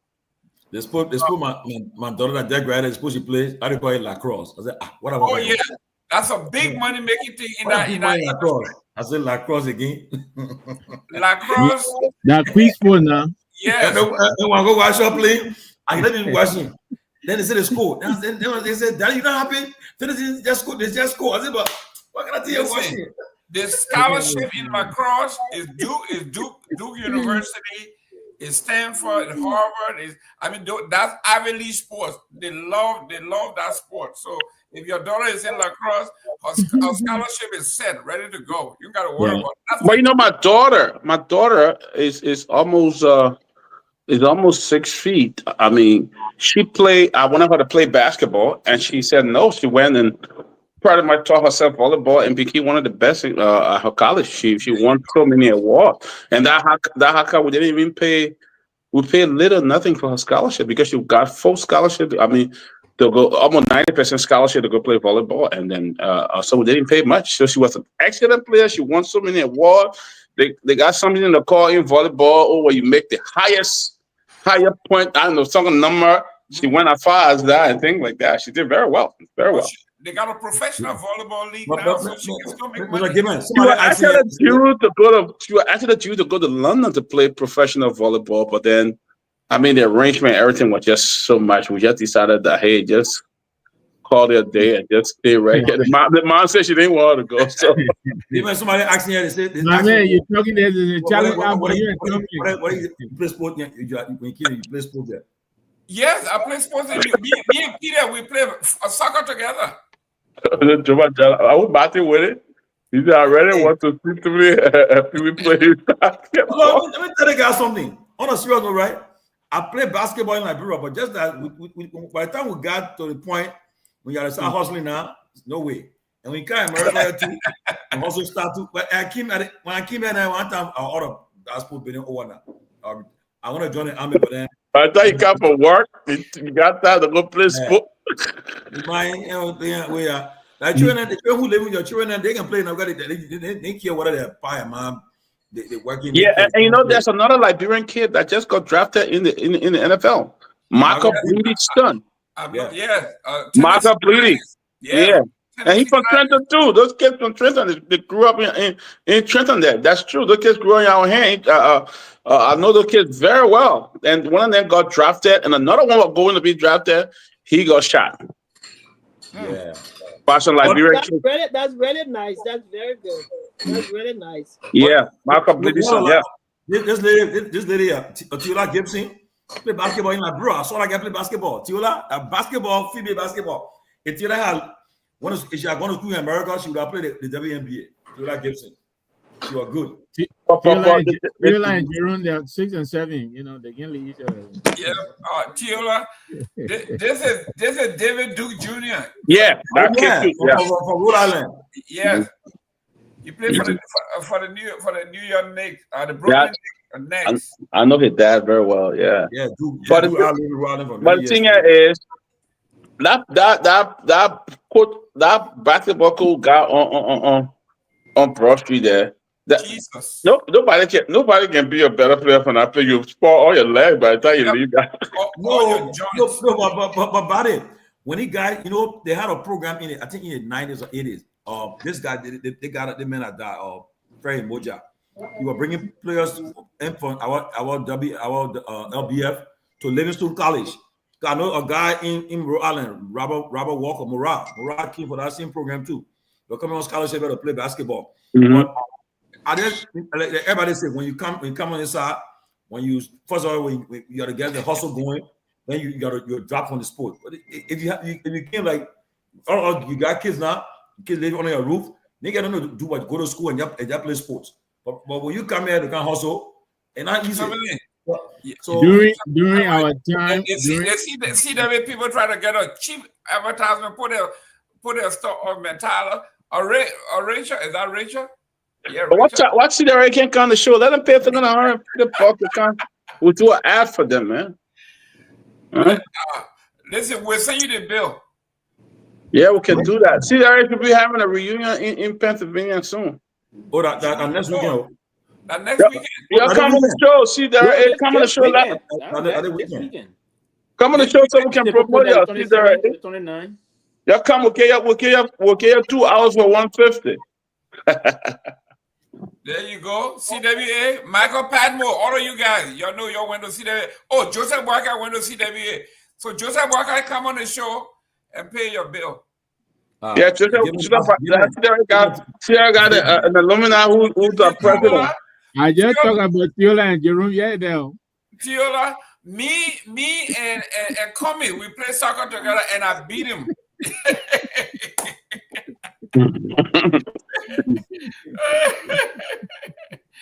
Tiola gives him a girl from Cape Palmer. It's all right. Wherever school you went to next week, please send a photograph of your school building and tell us what's so important about that school. You are a prior alumnus of that school. I see a lot of monkeys on here. I see Tottenham happy. I think somebody said Cardinals. There's a lot of Cardinals in the comment section here. So we'll see. I want to see where these schools come from. Yes, see there provide presidents. Yeah, see there that what Ellie went to. Ellie just said leave, right? Yeah, Ellie went to see that. Joseph Baga went there, yeah. But Joseph Baga want to see there and stay criticizing the poor and say, oh, the Congo poor trading. That's good. That's what school there for traditional people to go through those days. And he stay criticizing. He's talking junk. The man say war from 4 years. Can you believe it? It's a 9-year war from 4 years to Monrovia. You believe that? No, I got just set up for life. So Pewee, you walked through from 4 years? No, I didn't walk from Foya. Listen, but if you remember, Wasonga, yeah, you walk from Wasonga. But yes, remember here that at the time, and Joseph Baga is now 80 years old, right? So you understand that at the time around 88. No, we're not 88. I think he's around 88 years old. No, I mean not 88. Man, no, listen, man. Ellie said when the man came to see that he was older than her, and she 86. So how can he be 79? I give it. Yeah, Ellie's a puppet. Eddie didn't say that. Eddie said the man was. Yeah, he one of her pogo. The man was grown. The man was grown before he came there. He was grown. Yeah, he was grown. But that was, yeah, it's possible. It wasn't walk from Wasaga to town. That is not impossible, to be frank. But when Saga to Monrovia, stop that, man. but listen. The reverse happened during the war. Someone did the reverse. But yeah, because you were doing it in group. That was a war. That way, they didn't have an option. Now listen. He was doing it out of desperation to have education. He didn't have an option, bro. Yeah, he didn't have an option, so he never come to look for greener pasture. Remember when he had no option. When Joseph Walker, when Joseph Walker was born 1910, there were no roads, so he walked through the jungle. He was dodging a leopard and all that stuff. What's wrong with you, man, Pewee? Yeah, but Joe Walker did very good point. The person put us here with the teacher Porter. He went to a primary school in Freetown, but he didn't go to see the reunion Maria. That's a good point. You were in Freetown with all his classmates. If he said he went to school in Freetown, we need to dispute that because Wasanga, I think it's a border town with Savalion, so maybe you could just cross the high school on the other end. But he may have done that out of desperation to find opportunity to learn, right? People take reason for different. There are reasons, opportunistic reason, and that's one of the reasons that he took. Clinton that walk 6-7 days, 1 week or so. Yeah, because Lofa, if you took maybe 2 weeks, it's possible. You trek from this town to the next town. Maybe you walk for 10-15 hours a day, and you rest in the town. People will see you through. Man, And Joseph listen, Burger is so grateful. The hospitality of Lofians, if you will, particularly the traditional days, even up to now, we in modernity now. That's why we in modernity. Sylvester, let me ask you a question. Is, I mean, you don't talk about it. The Lofians are very hospitable people. And Sylvester, let me ask you a question though. They are cultural. Why you not tight with money? Why Joe Burger so tight? You from Lofa. You're not tight. And that's what I'm saying. It is because of modernity. Ah. Yeah, it is because of modernity, right? So we try to change the face of it. Before people would say, "Oh, Lofians, very hard to spend money." People hard to, right? You don't need to laugh when our former mentor, the Professor Sumokubi, passed last October. So they say the president went to visit in the compound across in Banjo. Then the women, when the president convoy arrived, they were excited. That exuberance just came in. They started hitting the sunset and other things. The women getting $2,000 Liberian dollars. That would be 2,000 Liberian dollars. It's serious. It's not about no 2,000 Liberian dollars. 2,000 Liberian dollars. He gave them. It's a 2,000 LD. That would be because 10. Yeah, I'm a 10 US dollars. Yeah. 10 US dollars. Can you imagine? I mean, where can you take the money? You can't take it with you. You got to give it back. And so as a leader, when you have a gift to the people that don't give it to them. And we shouldn't. And you know, they want to portray those things as though if you give for a moment, then they say, "Oh, then you're not corrupt." No, come on. That's kind of, I mean, give. You're the leader. The Liberian leaders, Taylor did it, do Torgbean. Liberian leaders are very benevolent kind of a leader. They are not tight. They give. The only leader I've never just openly to give him, but Madam Salisa or Trishi. Anyone never made president. No. If you met Ellen, you went, they would do it away. They would not do for people to see that one. But Ellen was, Ellen. I mean, then that's it. That's how you leader. This is part of the culture. Everywhere. So meanwhile, I mean, I know, I don't know, but the movie just issued a strongly worded release, but it's so long. But I think you'll know it. I'll put in the room so you can read it. Well, the political party move. Yeah, move. Yeah, very strong release in the chat room. They calling the as a recovery chairman, Clark Martin. They calling him. They say he lacked the moral compass to even be running behind them, because they accuse him of corruption and all. So again, but just talking about this thing, my thing is that look, you guys came a little bit late, but I told people earlier, I have no problem with the government pursuing people that maybe undermine the public trust, right? But my thing is this: all what happened this morning wasn't necessary. Ambassador Myean is an honorable man. He served as foreign minister of this country. He's a leader of a political party, the former dean of the president's cabinet. He wanted to invite him for this thing. You ask him to appear, but you go surround the man house like if to say he's someone trying to escape, making a big show out of everything. You surround his house with armed men, every armed man, taking him wealth and carrying them. Then the former interim president's wife. I mean, you invited people that, these people were not, they're not going to say they're escaping, you got to invite them. No, invite them. But the whole thing was just trying to just disgrace them. We just didn't. We'll bring them. That was bad. That's my problem. My problem I got. What you accuse them of, I don't have a problem with that. I accuse them, but do it in a manner that people respect people. The country is divided. You can't keep on doing that. And that's a crime that you didn't even need to post a bomb. You release the people at their own reconnaissance. So you will send armed men 4 o'clock to the home. Yeah, to arrest the people and take a big shot of it. I don't think it was. I mean, look at it one. You accuse them. They go to court. And I can tell you this, though. Honestly, to his credit, Myean went to the ministry when he went before he left the ministry. I mean, I visited that ministry one day. I went there. I did a tour of that ministry. Madam Beslo Yanti, she inherited a brand new ministry. The elevator came from Morocco. I mean, it's not part of the government budget. There was money that went and lobbied for the Saudis and the Moroccans, and they made that ministry to be a modernized ministry. You enter the foreign ministry now, the offices there are modernized. Elevator. So to be honest, I thought it was the most serious crime, but you're talking about misappropriation. Talk about rest. I have a question. And the rest, they inherited the rest now. It was inherited by them too. The rest, they said they sold the rest. So let them prove that They used some of our rights for the cleanup campaign what Baka won. Baka authorized thousands of bags of rice to use for the cleanup campaign. I have a question. Nonsense. According to the front page Africa story on this rice scandal, Thomas Fala's name is mentioned in there. Why he was not part of those that was arrested? His name was mentioned in the story. You saw what he did 2 days ago to Taka the Joe Baka? No, but you know that's the reason why the whole thing looks it doesn't look credible. Because you serious about corruption, go after it to the letter. Don't be selective in it. These are people whose names are mentioned. I'm looking at the front page Africa story. His name is mentioned in there. Why he was not investigated?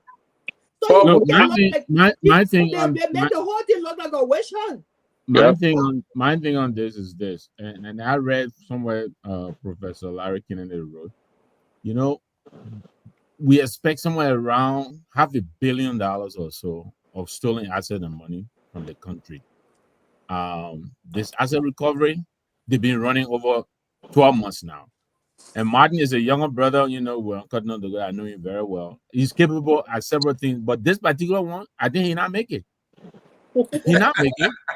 He get low, but not make it. He not making it. I'm serious, Sarah. Martin has been at this thing for almost 6, 7, 8 months now. He can't find. He's not producing results. You know, So that rice. I understand. You know that the Peabody, you know, $500 million, whatever it is, rice. You know, 12 months, whatever many months ago when it started to get. Yeah, I get it. But rice. That's why he's hauling these people in the South Central Prison for. Sending our men to the house 4 a.m. in the morning. Right. Because it's all about short grandstanding. I saw Comfort Soil with her medication and it's all grandstanding. That was wrong. That was wrong. Let me welcome our brother here. So you know, Johnny, welcome, my brother. Thank God you're internet. Johnny, I know where you're coming from, Johnny, but I've been having money for you for the last 1.5 months. You gotta call me after that. Let me send your money to you. Also, okay, yeah. man. I mean, right. Go after. I mean, hello everyone, and thank you guys for keeping this show running, man. I always been following you guys while I'm out in the various parts of Liberia doing my work, but I want to just acknowledge and continue to appreciate the closing argument team for always being up there to make sure that Liberians have a better understanding of the unfoldings of the country. I mean, let me just say this, just my introductory statement. Thank you for everything. I'm here. I've been listening to you guys on the Facebook. I just thought to join you guys and see if I can make any contribution towards this conversation. Great. While you're here, Johnny, let me put this one by you. It says here, as of June 2024, the money from the LRA that was collected from MedTech, those funds were reportedly transferred directly to LRA's MTS Capacity Building Fund in their own separate bank at Echo Bank, instead of going to the central account. You're on the ground. Those are us who've been talking about the corruption. We are talking about diverting almost $8 million, what was it, $6.97 billion from MedTech, not into the general account, but into their own account, separate account. And these people will be the one that's will be going to jail. Instead, this distraction about the rice. It's a distraction. We're talking about something that the GAC, we're not talking about accusation. The GAC found these people to be funding the money from MedTech into their own account. And nobody say anything. You chasing somebody for rice. You know who are directing the funding separately? Who are those people? Oh, I got Liberia Revenue Authority, LRA, your cousin. There you go now. Okay, so I mean, where's the funny? Where's the funny? Like you can kill me. Where you at? Nah, uncle and cousin. Okay, so Jerome, you see, I mean, Like I said, I've been, running around the country doing some work, and I've been following most of the national activities. But corruption is a dangerous thing to happen to any society, and we all know that corruption has been the number one factor that have led Liberia into this very poor condition where, my man Moniba always say Liberia is behind those countries that are behind. And corruption is one of the bigger things that have caused us to be that far behind those that are behind. And I mean, no matter what happens, no matter who is involved, I mean, corruption is the cause why people are dying today in the hospitals where we don't have medication, we don't have trained doctors, we don't have better school system. So there's no way anybody can sugarcoat corruption, even if it is my own, relative or my own brother also. Because I don't expect anyone from my generation or my family background to ever encourage taking what does not belong to you. So if anyone is involved, into corruption where public fund is mismanaged, I expect the governance system, the president of Liberia and the system to bring them to book for prosecution. And if they are found liable, they are found guilty, they should bear the full weight of the law. There should be no excuse for corruption because corruption has been a problem for all of us in the country. My brother Pewee there knows exactly what corruption has done to Liberia. All of you guys know, we all know what corruption is doing, what it has done, and what it is doing to Liberia. So there should be no room, no space, not even an inch of space to accommodate corruption anywhere in Liberia. Never ever should it be. But you I like the way you sidestep the whole thing here. I say, let me put it like Liberia way. Somebody steal money from LRA and put it in a separate account. You leave it there and you're talking about rice and they should put it in jail. We got $6.79 million that were transferred from one account to a private account. And you want to talk about the rice? But the man said he has not been following the man, that's not for you. One kid, that's going on thing. But let me listen. No, but let me say something. Let me come back to something, right? Well, let me speak to the issue. Jerome, let me speak to the issue. Johnny is a brilliant debater. He knows how to pivot. I know. Go ahead. No, Jerome, let me say this thing to you. Jerome, in as much as corruption is what the government is fighting, there should be no selection of which case to fight.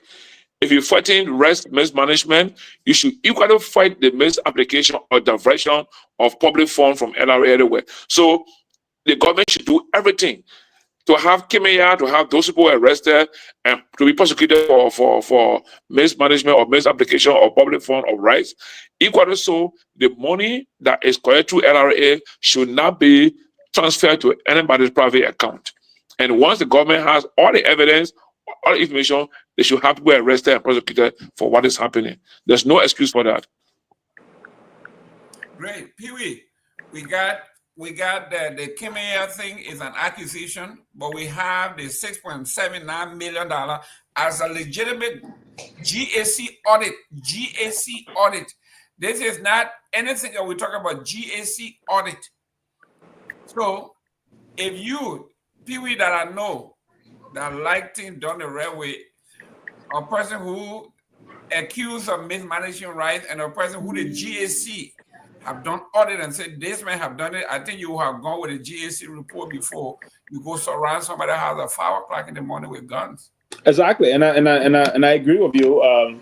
Because the GAC if the GAC conducted a particular audit in a particular institution, either it is continual audit or trying to go through the financial book of an institution, what it does is that it validates some issue about wrongdoing there. Then you got sufficient room to take some action against say individual, if you will. Now the GAC came up with and there was sometimes the whole issue of the fight against corruption get to be compromised and then it just be elusive.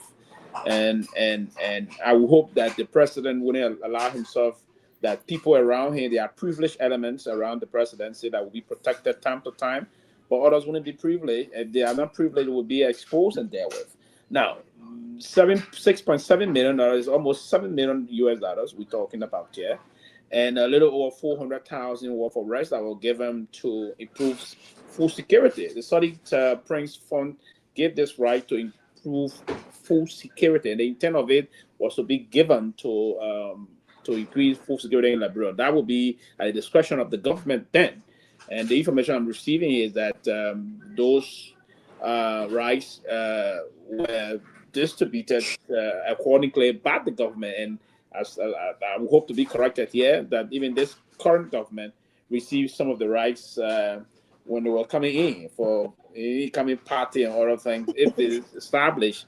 So if that is the case, then there's sufficient room to wriggle by this the former foreign minister that this rice will receive it, and from the instruction of my former boss, the president instructed that we do this, we do that, and all things. And I instructed the deputy minister Tema Comfort Sawyer to go ahead with said issue.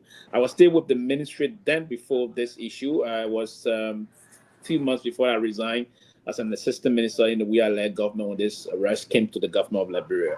So I think it's important now to announce here that to divert the very LRA prosecuted, summarily dismissed individuals then that new secret account to defraud the Liberian government, and they were collecting some taxes from that.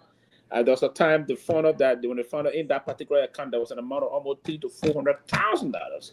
People that introduced a scam process to defraud the Liberian government with malicious intent, right? And the institution moved, dismissed those people, and immediately took them to court for further prosecution. If the audit report will uncover that there was some secret account money was diverted in the tune of $6.7 million, is a serious concern. Now, there's a breach of the PFM law, the Public Financial Management Act, financial law of our country. And if one were to breach the PFM law, there's serious consequence thereafter. And I would hope the president, because it's a serious integrity institution. And the reason why the laws that created the LRA said that the Commissioner General is tenure is because they want the Commissioner General himself or he or she to be independent of the executive management interference, right, in terms of tapping into those things. So they want it to be that independent. So if it is established by the only supreme audit institution in our country, and that's why I can say that's the only supreme audit institution, the General Auditing Commission. We have the IA. The IA is meant towards putting system in place, right? The internal audit agency. But the Supreme Audit Institution conducted financial audit and came out with a report indicting the LRA of diverting said amount. That's a serious case that the president should be tapping into, right? But again, there's this blame shifting that we hear currently that the LRA is saying that this amount was squandered or this happened. The dead man did it. The dead body, the late Thomas Doe 9 did this. So can the report, and that's why I'm trying to get the report, right, myself before, because I respect this current auditor general. I work with the GAC, right, with the Government Affairs Department, and we were responsible to explain, disseminate audit report and the reporting process and the audit methodology and all those engagement issues relative to audit and system. So if these things have to happen, and we can't believe the system, I think it's unfortunate that the reporting process that this auditor general is on. Process. I mean, he's one of he's one of the best auditor general of all time for us to see, right? One of the most progressive and very, very active auditor general then before during our reign, when we had an opportunity to work with him, was John Molu. He was very active, and his engagement methodology came to open Liberian eyes to the audit process. So the fact that we have this man is doing it, we just want to call the president attention. We agree. Go for somebody that stole $1. But let's do it in conformity with due process. It should not be politicized because those are folks that are connected to former President George Weah. No, it should not be. Now, what I said yesterday, and I will emphasize that today, the former president of Liberia, George Weah, did not politicize the judiciary. He did not weaponize the judiciary. We should not allow nobody whatsoever in this current administration to use the judiciary as a weapon to scare prime opposition leaders that will come out. We say everything. I may have disagreed with the former minister before on some issues, but I tell you this today. the former minister did some great job at the Ministry of Foreign Affairs on a serious note before I end here. Now, through his rapprochement and his connectivity, he brought to bear some support of the renovation of the ministry, right? He kept that intact, to be active, to be very frank with you. The Saudi government gave some money. That's why you saw the whole sixth floor where the president was office at the time. Where he did business officially as the president of the Republic of Liberia before moving over to the executive mansion. When the president left, there was a 100% renovation of that ministry. The Saudi government gave some money for that purpose. The Moroccan government also did commit some money to that direction. Today, you see a new and very befitting Ministry of Foreign Affairs that did not only get facelift, but have been rejuvenated in keeping with a diplomatic house. That's an extraordinary on his part. So to say that he will mismanage rights that were given to improve food security, I'm not inclined to believe that he will be one person that was scooped so low to have done that. But the amount of faction they engaged him, they intimidated him, surrounded his home, to just have him put to jail, and the amount of faction they hand up Madam Sawyer and Madam Mary Bro. The information that she was in the bathroom when the guy hit on her door, Madam Salih. I was about to ask you that, Sylvester, because Jerome best buddy Pearl Brown Boo. Yeah, that's the information I'm getting. And to the extent that Auntie Pearl Brown Boo have to put her glasses onto her. My classmate. You know. So a lot of things unfolded on that, but we needed to be. Imagine and Pearl Brown Boo on time. She went to Kenya home to tell the guy, the supporters to be calm. She's the lawyer and other things. But it's quite unfortunate that we'll have to politicize it. Use the law in keeping fighting corruption. Don't use politics. Don't weaponize the judicial system or the criminal justice system to target people. And that's why I said yesterday, if the opposition don't come together, too many always predicting they think I don't know, maybe he getting some. I know where his prediction coming from. Because he having some private conversation, he's being told those things jokingly, and he's trying to predict you. But if Mr. Weah, you cannot continuously romanticize politics. You can't continually do that. If you did that, trust me, they will steal this election from you, and then they will believe that 2029 after that you just give up.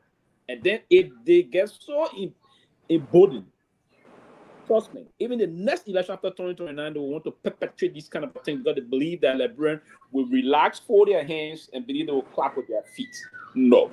This will be a lesson for the opposition camp to come together to be very collective about this issue. And I like how Mr. Benedict is angering this issue. He's intentional and he's focused. He believes that it's not an issue about money or business. It's about securing the livelihood and protecting the interest of the Liberian people. That's what we should collectively do. Great. Mr. Namwe, President Waka suspend Director General of the Bureau of State Enterprises pending investigation. Mr. Waka suspends to the man to turn in the key or the property and they will get back to you later on. This is what Waka said. I'll bring in your key, we'll get back to you, but when you forget it. He said, leave your own with God, right? Look, the president, apparently he's starting to warm up now. Sarah, your children talking in the back. I don't got no children yet. Okay. This is, he's acting now. Even My though, kids are grown. However belated he's acting. The question is, what about the city mayor? Where is that case? There's several other cases. But it seems as though, like I said here again the other day, it looks like the president called his buddies to come, take your fill, after 12 months, you get enough now, I will send you and somebody else will come in. I think he should do this thing across the board. But notwithstanding, I think this is welcome. The fact that he's acting, I think is commendable. So I will give him the props. I'll give him his props for that. But again, the question many people are raising is, when are these people going to be prosecuted? Because that should be the end goal, restitution. If you're found, we know lots of people who were suspended up to now. We don't know what has come of them. So is the suspension the equivalent of dismissal, and once you are dismissed, and then what, So, but these are hopefully these are the first steps towards finally, cleaning up the system, which is way overdue, like I said. But I think he deserves his props for, over the last few days. I think we had the LTA commissioner, several other places. So I think he's starting to. I hope he's warming up. We'll see. Honorable George. Yes.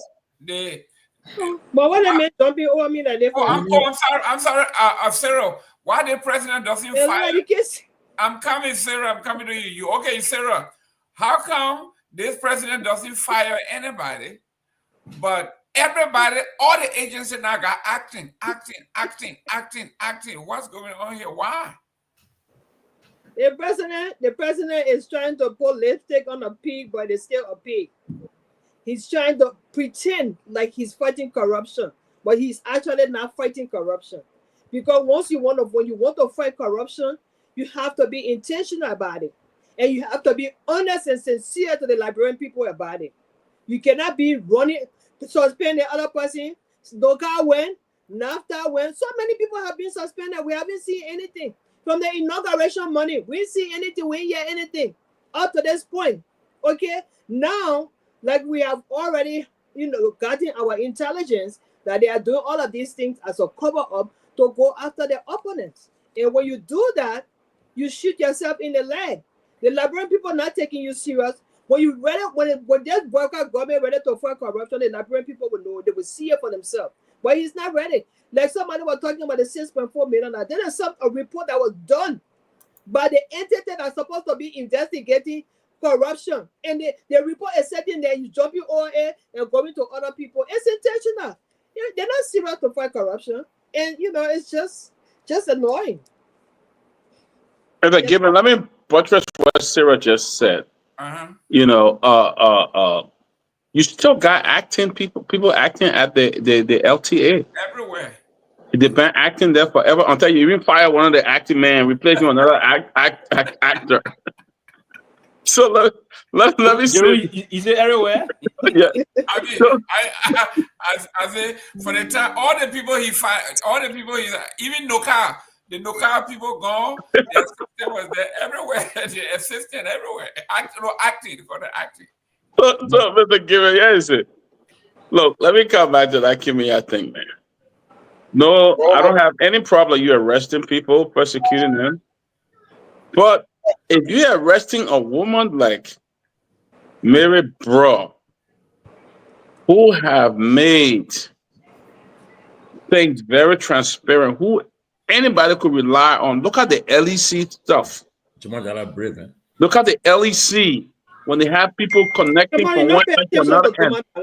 Who broke that chain was Mary Bro. I don't know what evidence you have against Mary Bro, but Mary Bro is one of the finest that Liberia ever produced when it comes to enforcing and ensuring that things are at the right place. Mr. Kimia did not. I tell you how every day you're arresting the man for $10, $20 million. You're talking about rights. I remember I went to the foreign ministry. Mr. Kimia had over 30 cars that were donated by the Korean government, and he refused to even ride those cars almost 6 months or 8 months before the CDC. He said, we're not going to touch this car. We're going to keep it here. 10 vehicles. 10 vehicles. We're going to turn the car. He said, I'm not even going to touch one. Nobody even going to retire, give instruction. He talked about the reform he did with the Liberia diplomatic passport, that the different consul generate different countries were using the Liberian diplomatic passport, different things. So, look, man, I'm not trying to sound like a fanatic of Mr. Kimia, but what they did today, especially for a crime, ROR, that you have to send armed men to their home to arrest them and disgrace them. I think the government, and you got people sitting on transferring $6 million.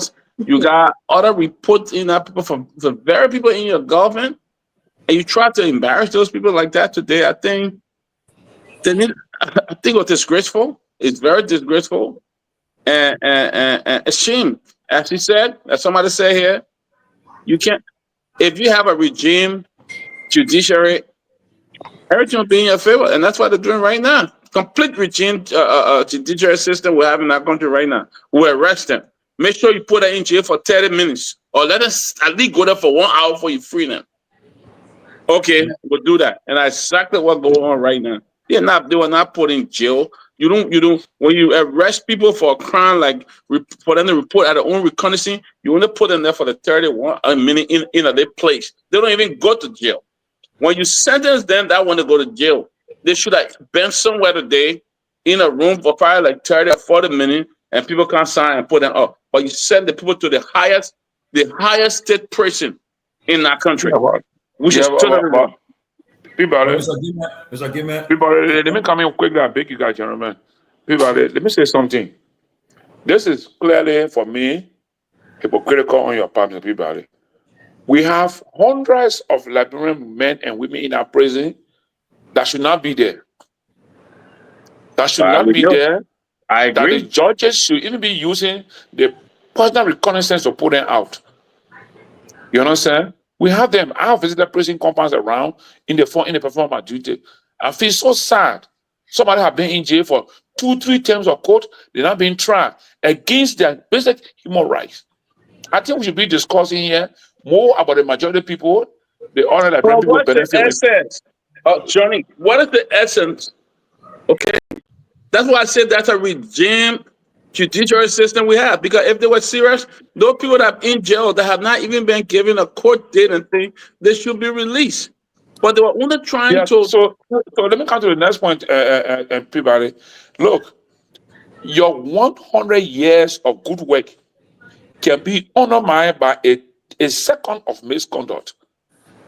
Keep this information. Your 100 years or days of good work can be undermined by a second of misconduct. So what Mary Brown have been doing well for this, or have been doing that, if the people went wrong, if they did anything wrong against the Liberian government, the law should take its course.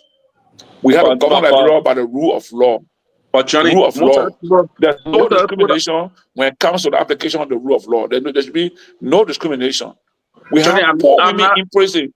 I saw poor women in our prison compound that up to now I feel right that they are there. They feel they are spoke with. Their purpose of being up there, they should not be there. But Mary, I don't know whether they have even released Mary. No, she's released already. She's released. But other people I met there, when I want to go see Mary. I mean, to be very frank, some of the people that told me about this, some of the issue they are confronted with while they are in prison, they should not be there. So yeah, but what I think our system should be thoroughly reviewed, and I think we should also take time on the show to discuss those in-depth matters. Let those people who are policy makers when it comes to judicial matters or the prison facility take serious action. You can't Johnny, you don't send people to jail for preliminary hearing. You don't. And what I'm not a lawyer. But if you've seen somebody, how can I be accused? Listen, 1 minute, Peabody. How can I be accused of aggravated assault or simple assault, and I spent 1 year behind bars because they are not trying me because I didn't have the opportunity to file a bond? But you're agreeing with me now that the justice system we got to regime. So what I'm saying is, you're talking about giving people personal reconnaissance because they are X and Y. Those people that are in prison that have been there for 12 months, 24 months without trial, the judges will use the same personal reconnaissance to let them out based on the gravity of their matter. Seriously. Well, what I'm saying is that's a simple case. You just accuse this man, or I don't know whether it's an indictment. I really don't know whether that's what happened to Kimmy at the end of the day. It's an indictment. It just some group rescue team, how you call them, asset recovery team, say, oh, this person stole some money, and with that, these people should have gone to court and released right from the courthouse. They should have not gone to jail. Yeah, under no condition they should have gone to jail. Under no condition. If you really applying the rule of law, under no condition you should have sent them to post-stacking. Listen, under no criminal offense. If you are charged criminally, you are taken to court, and the court will remind you of your charges. And if you got a letter of plea to come and find a bond, you can do. If you can't find a valuable bond, you will be remanded at the National Prison or wherever the government house will be there. Our government house there. Go and be there until you can find a bond. Simple. Yeah, but that did not happen today. It ain't happen. Today. Listen, Mr. George. Yeah, quickly, because somebody just told me say somebody who has the president here listening, but so I want to digress to them. I want to see if whoever you got the president here, if the president you're in Grand Gita tonight, you're listening to this thing. Mr. President Boyka, please do not sign the National Port Authority bill, that amended bill. Please. That bill is troubling. It ran through the Senate and the House. They are going to President Boyka's desk. And that French blonde here called Ballory, he's the one who's pushing this bill. And that bill is going to give with all public hearing, nobody knew about that bill. It went through quickly. And now it's going to affect the creation of several autonomous ports across the country. That means I'm not talking about the MPA boss. I want to talk for him. No. But I'm concerned about the fact that all these folks there, they caucus from Basel, caucus from Sano, caucus from Maryland, they're coming to have their own say in who runs their port in Liberia. And it all gears toward the 2029 election. President Boyka, please, if the Liberian people was serious now, they would tell the president, you don't sign that bill. Do not sign that bill. It's not a good bill for us. If for the personal interest. Okay? So we want to appeal to the president not to sign that bill. And Representative Musa Belete, I know you wrote a very good statement, but don't stop there. I want you to rally, to take it, go to the court. You challenge the bill. Challenge that bill, you should let it go. The bill is done. It's a done deal. You got the president pro tem who stands to benefit from that bill. You think that anything they will do? The president pro tem. That bill is done. It's done. If it was serious, they can stop that bill. That the government are fighting corruption there. You can't even control. Look at what the people, you bribe people and they just sign bill. And the pass it in minutes. All right? At the house. And then you're fighting people to the store, right? Come on, man.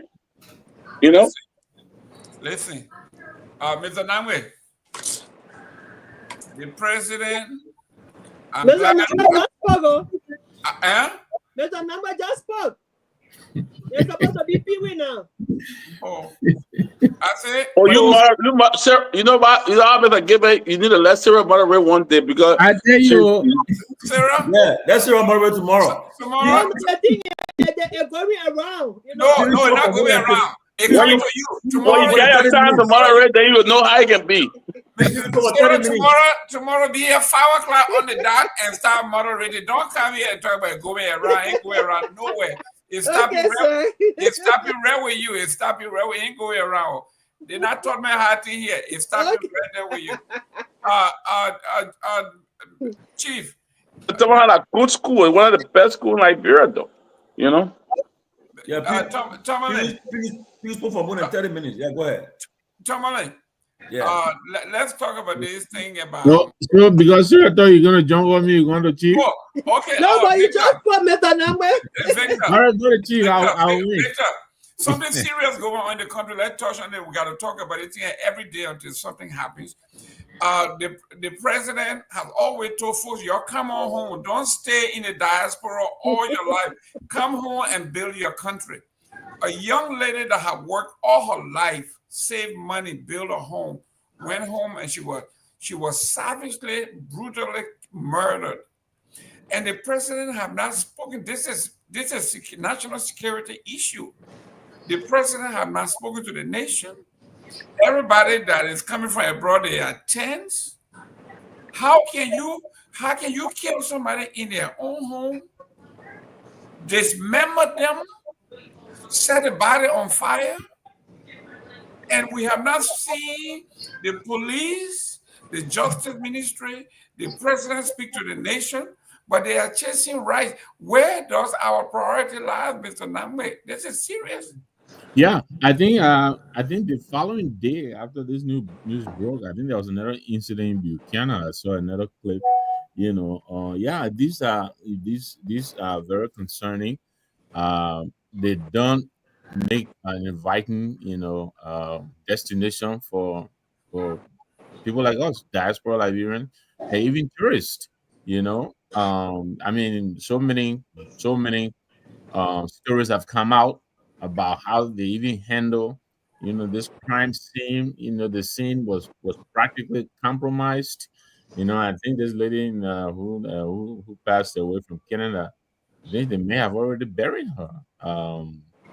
And the reports are that they clean out the crime scene. So we don't know how, even though we understand. I was reading up on various, stories on the incident. I think that she may have had two men in her life or something like that. One, the ex, who is reported to have displayed some very, very violent tendencies, and I think her current boyfriend. So I guess these are people of interest that they're talking to. But I think yesterday when Chief broke the story or the day before, you're talking about allegations of rape, and I think these kinds of allegations are best, substantiated by DNA analysis. So we don't know how this is going to be handled. But yeah, overall, it is concerning. You're right. I think it should have claimed the president's attention. I mean, I'm one who always say, the president is doing a lot. He doesn't have to do everything, but this is of a national magnitude. I agree with you. I think he should have come out to reassure, the nation and also everybody else around the world that, the law enforcement are going to go after the perpetrators of this and reassure us that Liberia is safe. You can come home to live and feel, at peace. But I'm afraid this is not encouraging. I hope he will come out as he usually does. He will wait until the trail is cold, and then he will come out, and do or say something about it. I mean, we heard we remember the Supreme Court bill information. We were sitting on the network, practically begging him to come out and say something. I never did. I mean, it took over 24 hours. And then usually when he waits as long, he comes out and he swings, he misses, So then what is all this long time reflecting for? If you're going to reflect and reflect and reflect, and then the one time you go and swing, you miss, It's very unfortunate, but this is our reality. I'll pass it back to you. Pewee, you before I go to Johnny here, this one when you will hear Trump would name perpetrators, convicts that have raped people, killed people, and he uses that as a pretext for his deportation order. He goes through it that these people are national security threat, and he goes from state to state and highlights some of these things to assure the public that these savages among us will be deported, they will be taken. Our country, nobody says anything. This is not the first time that this has happened. I mean, diaspora have returned and they've been savagely murdered, and I guess it has not risen to the national security issue thing. Absolutely, and I think you referenced a very good point here. The last State of the UN address came from the President of the United States. He emphasized this radical, the nursing student that got killed in Georgia. Yeah. As a matter of fact, he brought her family there and proved to justify part of the reason why those dangerous elements in this country that are committing crime should be deported. He didn't stop there. He emphasized all of things. And that's a true leader should always do those kind of things. And that's one of the reasons why I'm getting to be one of the biggest fans of Donald Trump on a serious note as to the way his politics is. He's very concerned about his responsibility, protecting the interests of this country and moving and doing all of things. So I think it's important. And all these things, now listen, when those things, and I was just watching recently, I was clicking on before I heard it there about the demise of Cotton Griffiths, the lead lawyer for Charles Taylor, during the special trial of one of the best lawyers ever I've seen in my lifetime. When he was asking Taylor something, caution, and he asking Taylor the meaning of the dark banner. And Taylor started to give the meaning of the dark banner. That means he's the chief Zoe. And he said the chief Zoe will always be someone that will care. When you are, and before, when Taylor was president of Liberia, When there's a situation of this thing, you hear armed robbery or people trying to harass people, Taylor will just come out and make a statement. He said, I don't know where it's coming from. I don't know where it's coming from. But I gave people 24 hours a year, anything, I will move there. You know, when a leader is concerned, gay man, the leader, if for instance, these things that are happening about this mysterious killing that are ongoing in the country. If these things happen, President Baka should come and make some firm statement, very powerful. Send a warning signal to those who will be even if they are things that are happening in a domestic way, if they are not bunch of criminal syndicate unfolding in the country, but send warning to those people. Make some impromptu visitation and just a PM statement. You will see things will start changing, and the people will have to be reassured. The people love to see their leader reassure them of security. And that's the reason why we let no one person to be the leader of the country. You have to structure up the states. And that's why the Constitution, saying Article 50, you got the executive power of the country. It's not just to suspend a point. Now we're hearing there's a lot of things unfolding now. There's increasing, I'm reliably informed. It may not be now the president intended to do the appointment almost this week of Yami basically as the next Chief Justice of Liberia, right? But the reason why he's going to slow the thing, because she will have to serve this term of court before leaving office. But as situations unfolding, I can safely state here, I may be wrong, but Yami basically is going to be the next Chief Justice. And then we're going to see someone from outside and appoint. But the presidency should be beyond appointing and suspending or dismissing votes. It should be about taking control, because you took oath to protect the national security of the country. These things that are unfolding in the country under these kind of mysterious circumstances is concerning to a lot of people. And it would scare other people from going back home. Only people like us are very brave, right? We believe that something will want to go. Even the brave will be concerned, right? And they say, hey, is there a need to go back home? Gimme was just home quite recently. Will Gimme be going back to go back to his famous Basel High and other things, the highly rated Basel High. That's correct. Yeah, and they catch me on the highway. Yeah, they catch you on the highway between Orange Grove and Captain Tree, if you will. Right? Between Orange Grove and Captain Tree. But again, on a serious note, so the leader of the country will have to be reassuring to the citizens, because whenever something unfolds, when I hear Chancellor speaking, I take it ease. And that's part of the reason why I started liking him, right? Because when he take to the radio, and you will see some of the radio stations, you will see the sound bouncing in the radio reverberating. You see a beat, you know that's a strong leader speaking there.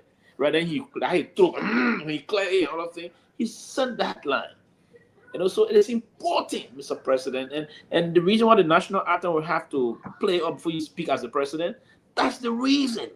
So now speak to the people, reassure them. Some first citizens, getting information that a lot of unnecessary, unfortunate, or mysterious killing going on.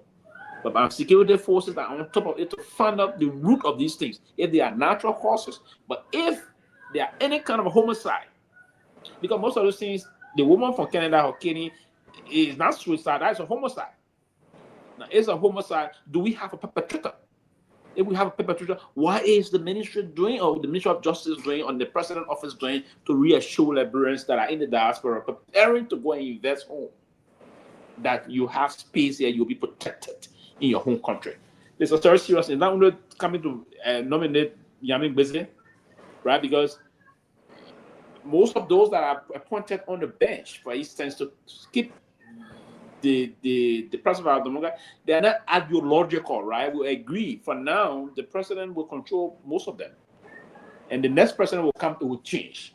They're not ideological like here. For instance, if a Republican justice were appointed, that appointment is based on ideological thinking. They will still defend successive Republican government coming, or Democrat, if you will. But I think our leaders should do things to protect the people, and those that are on the ground have to be reassured. Our people cannot be always in panic mood, and that's thing that will happen.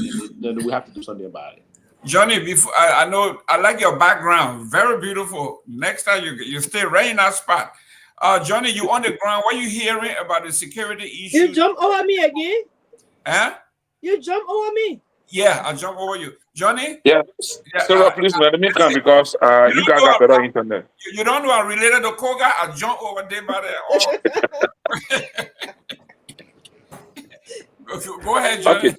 Yeah, but so this security is very important. No, not those one again. In any democratic society or for any society for that matter of fact, security is important. And I'm wondering whether how frequent does the chief executive get briefed by a national security advisor? I'm wondering how securities are coordinating to ensure that residents of Liberia, citizens and none within the boundaries or the borders of Liberia are secure and protected. And one person I've always been concerned about, security with regards to my experience growing up in Monrovia, in Lofa, and what I saw during the war and after the war. And the point is, what I want to make here is that how frequent does anyone in Monrovia see police on a patrol in your community, just on a beat? How frequent do you see that? And that one concern I've always been having. In the morning, you see police deploy along the road from Mount Barclay all the way to Central Monrovia to St. Paul Bridge, all the way there to Brunville. Police are all deployed in the street. That's good. But I've never, if you put this up as a call on the phone, I don't know, if 10 person call, maybe one person will say, I've seen police on patrol in my neighborhood. In worst case, nobody will tell you that they've ever seen police patrol in a neighborhood. That is not correct. I want to also use... Johnny, is there an emergency number to call, like 911? I'm sure the guy, all the police cars I see in Monrovia have 911 on them, so they should be the emergency number. But what I'm just saying is that growing up as a child, remember growing up those days when you come to Monrovia on vacation from Lofa, I used to see police people in the neighborhood walking around, just doing police beat, 2 person, 1 person, 1 or 2 police officers, patrol the neighborhood, creating deterrence and also assuring security protection for the people in the community. But I have not seen that over many years now in Liberia, where we see policemen, for example, got Zone 5 or Pinsville. Zone 5 so have police people deploy in Pinsville on the beat, just move, walk around or drive around the community. Let people see police officers and be assured that they are protected. If that's not happening, that is a problem for us. That is a serious problem for us. So I really think that our current administration need to have regular security meeting and see how they can improve on the protection of our citizenry in this country.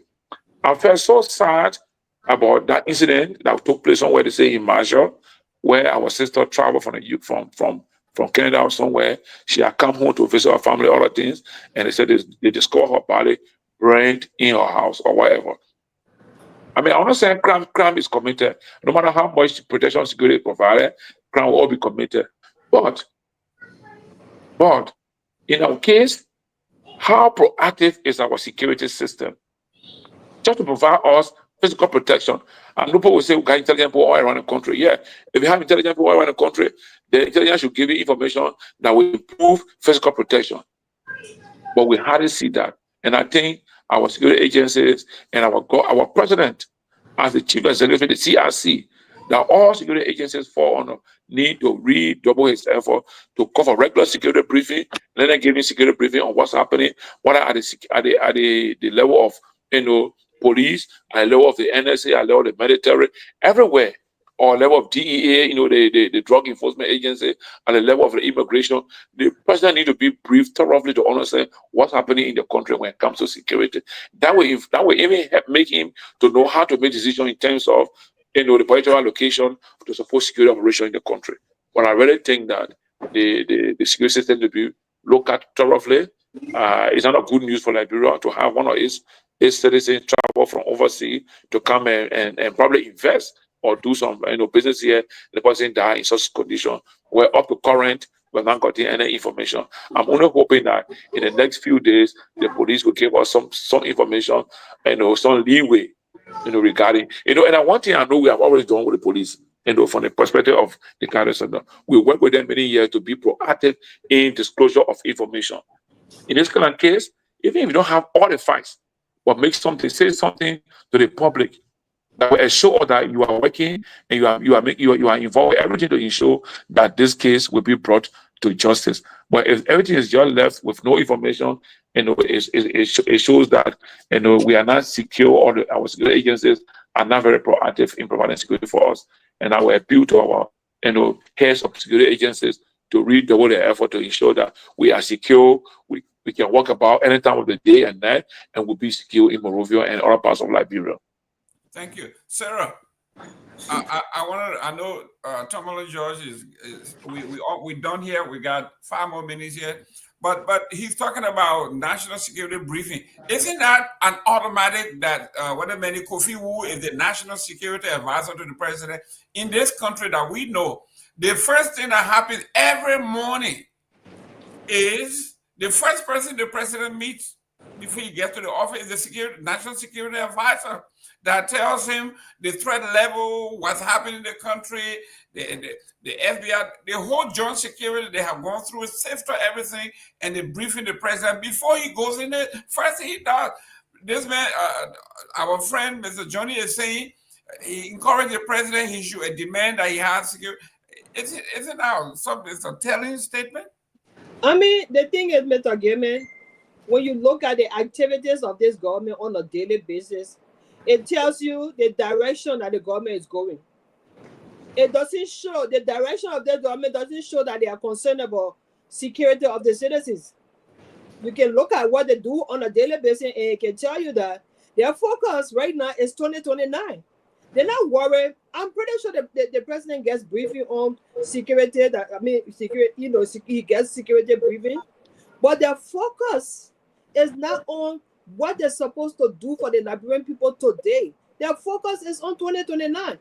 So everything they're doing today, that's where they're heading to. If you can look at the activities on a daily basis, and will tell you exactly where they're heading to. You have somebody who came from out of the country to visit her family and got murdered.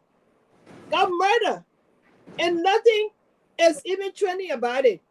It took the police office or the police IG, couple of days, according to people, for him to come up with a statement.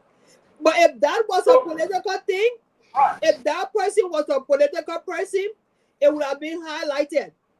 That would have been something that they would run after.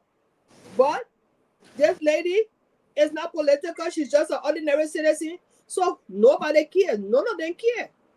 So, I mean, in my opinion, whether he gets briefing or not, their focus right now is how they can weaken the opponent for 2029. They're not focusing on the tangibles they're supposed to do for the Liberian people.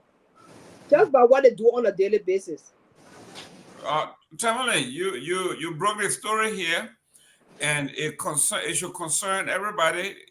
Like I said, when you explain how the woman was killed, those of us who understand a little thing about criminal justice, we say it looks like a crime of passion, where you viciously attack the person, and I mean, nobody will conscious. It looked like vendetta, somebody who is vindictive, trying to get back.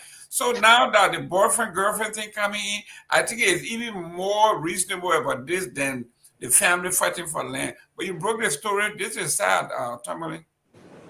Yes, and I hope I'm trying to see, because I hope that Myean will go to like tomorrow to bring that story to book to do an in-depth of that story. I've spoken to people connected with the family and the boyfriend. There's a video where the boyfriend is, the guy who is supposed to be the alleged boyfriend. They're asking him, "Oh, that he here? The boyfriend no." here? Let me just stop. Today is the 33rd wedding anniversary of President Myean and his wife. Oh, want to extend happy anniversary. Former President, happy wedding anniversary, 33rd wedding anniversary to he and his wife, Madam Claire Duncan Myean. Happy wedding anniversary, President Myean and Madam Claire Myean. I want to say, may God bless your marriage and God bless you. Okay, okay, we're gonna take it down. Let me continue. Yes. So the guy is in question. They saw him walking and they asked him, and they asked him, he said, "What happened in the house?" He's going to be the boyfriend, and he says, the way he talks, you can tell he's suspicious. He said, "I don't know." So I think that the grandfather comes in and said, I keep my daughter, keep my daughter your poor body. I mean, burn her and all kind of stuff. So, but the police have people in jail already. They have people incarcerated, and we're gonna make sure that tomorrow we'll have at least get some in depth of what's happening now. Because, like Sarah said, it could be any one of us tomorrow. If the president says that we should go home to go and live and try to invest, if somebody trying to go home and I was told the story that she went home and she said she made her back door open, but apparently the person was hiding in the house already because the workers who were working at the house, they left, and apparently they said she fell asleep perhaps in her own place, thinking it's safe. Now until they started, the neighbors had to see fire coming from out of the building and said, but the woman car park fire in her building and call her father, and the king found out she was burned, and then the crime scene wasn't secure. And they just took it quickly and put it in the center, all stuff in the center of the yard, and so forth. Like Sarah said, the case should be trending. It should be a case that people should be talking about.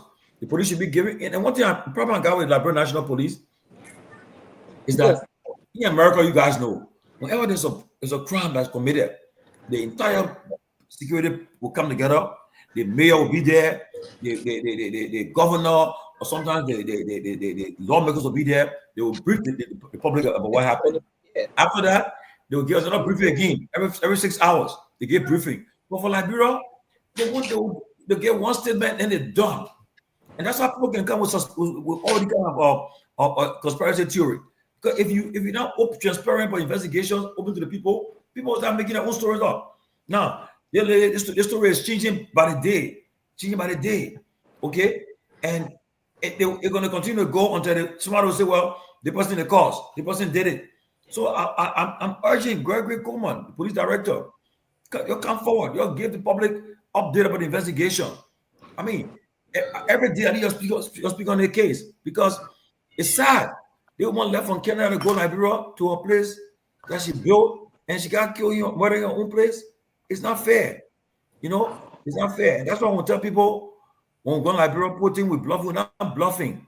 To go to Liberia, you should prepare yourself because you're going to go there and you need security there. You cannot be in that country alone.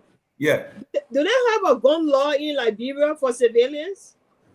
I know before the war, I know, but we got to find out. But again, the problem again to Sarah, Gayman, and Mr. Nagwe. Because we have to protect ourselves, Tomalin. We have to protect ourselves when we go to that country. They love to. They always shy away from coming to the public.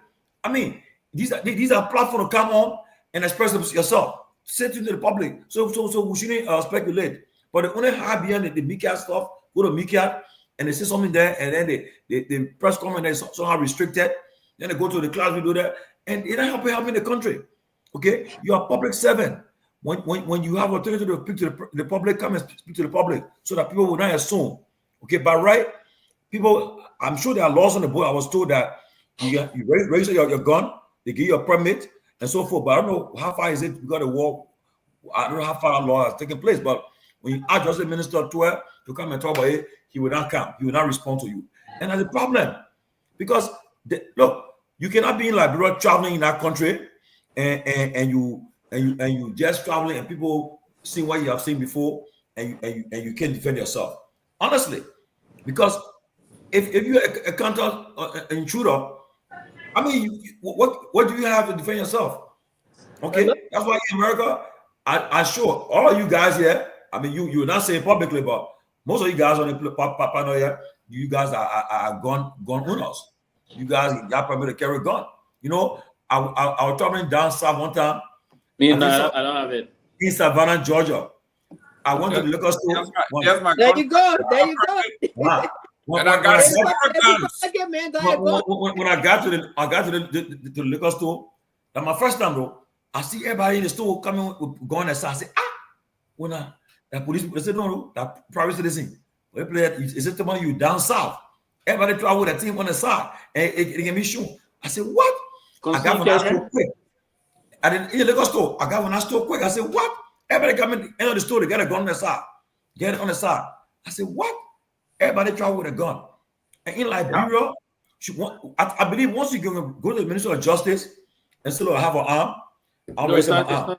It's not a minister of Because justice. guess what? If you can do that, the arm, what is small arm control, you can register your arm, they give you a permit, because if anything is, if a crime is committed, they can tell where the arm comes from.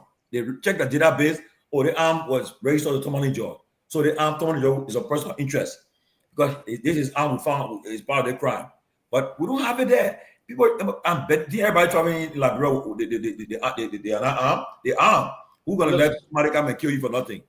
Yeah, but we don't, due to the Civil War and a lot of things, we're not sophisticated. I'm not saying that we're not that sophisticated. We're not. And there's no basic process about background check. But it's not the Justice Ministry.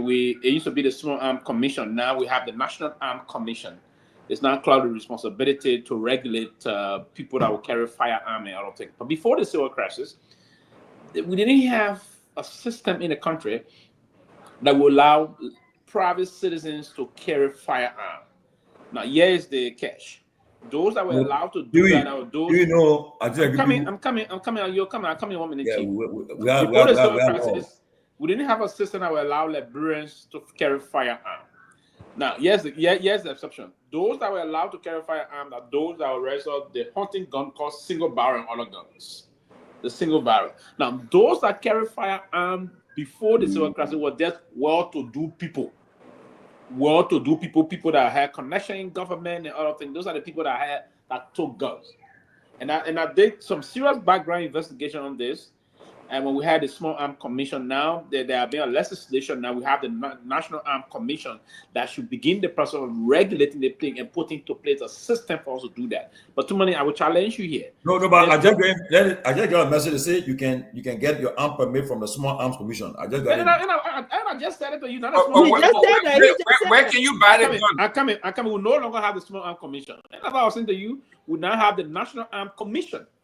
It used to be the Small Arms Commission. There have been a new law now. We've legislated there's some amendment and because when this UNDP and other organizations created to support this thing to control arms proliferation in Liberia.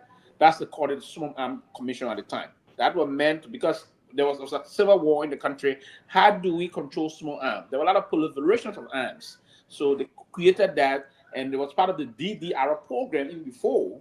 When the DDR program was resting a little bit, then the transition now to the Small Arms Commission. Now, the DDR program on the disarmed folks to have them rehabilitated, they even get some guy at the time UNDP were giving $150, $300, 150 first, second after the training, the rehabilitation, then they gave you the rest. Then the Small Arms Commission took over. UNDP had some issue subsidizing them so that they would continue on the issue about clearing the bureau of arms and the rest of that. Now, we saw reason as a country to have a National Arms Commission that would now regulate the issuance of people that would be licensed to have arms. Now, one of the major issues we have is how do we conduct this issue of background check? And how do we connect our security? I did that. They're not even that sophisticated to detect who used this arm and at what portion of the arm was used. So to do the National Arms Commissioner have the procedure that you come with the arm, you have the arm register, they'll do some background check on you and ensure that you have this arm, and then the munitions of those of the arm that will be used, in case somebody may use this commit homicide or so, the police detective of the forensic will have some easy time in finding all those things. So yes, we do have it now, but we didn't have it yesterday. So all of those that carried arms yesterday were all people that were connected to the government. They were not people that so we have. But the single barrel, my uncle or grandfather had a lot of single barrels. At the time, they were registered single barrel at least more. Pewee, can I come in small, Pewee? Yeah, go ahead. Yeah, let me just come in briefly. Pewee, let me just differ a little bit. Before 1980, Liberia National Police had a department responsible for arm registry, private arm user, private arm registry, before 1980. And the police was in charge of it before 1980. Now, after 1980, after the coup, the government of President Doe, realizing how they came to power and knowing that coup d'etat was no more a new thing in Liberia, they thought to take that department from under the police and brought it under the SSS then, because they believe that the SSS that is responsible for the protection of the president and other VIPs should be aware of whoever is in possession of private arm.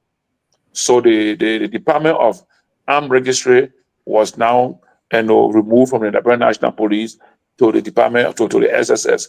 It was with the SSS all along until 2005-6 during the regime of Madam Selina, when they formed like you say, the National Commission on Small Arms. Then that whole unit now got transferred to the Small Arms Commission, and which is now, like you see, is now called the National Commission on Arms. And during those days, before the 1980 coup, the Department of Armed Registry with the Liberia National Police was responsible to get people who have private arm certificate or paper, and they had a process. You come, you declare the weapon. But those days they had arms for sale in Monrovia.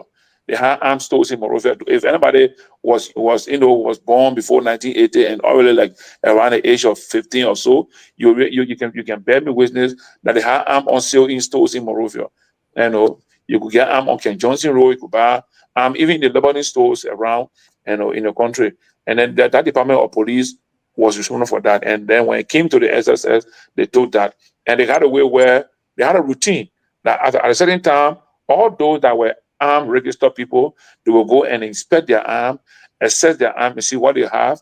And because if you register your arm at the time with maybe like 2 rounds of shots, and they come for inspection after 6 months or whatever period of time, and they see that you have 1 round, then you will be questioned why you have 1. And when your arm was registered, you had 2 bullets.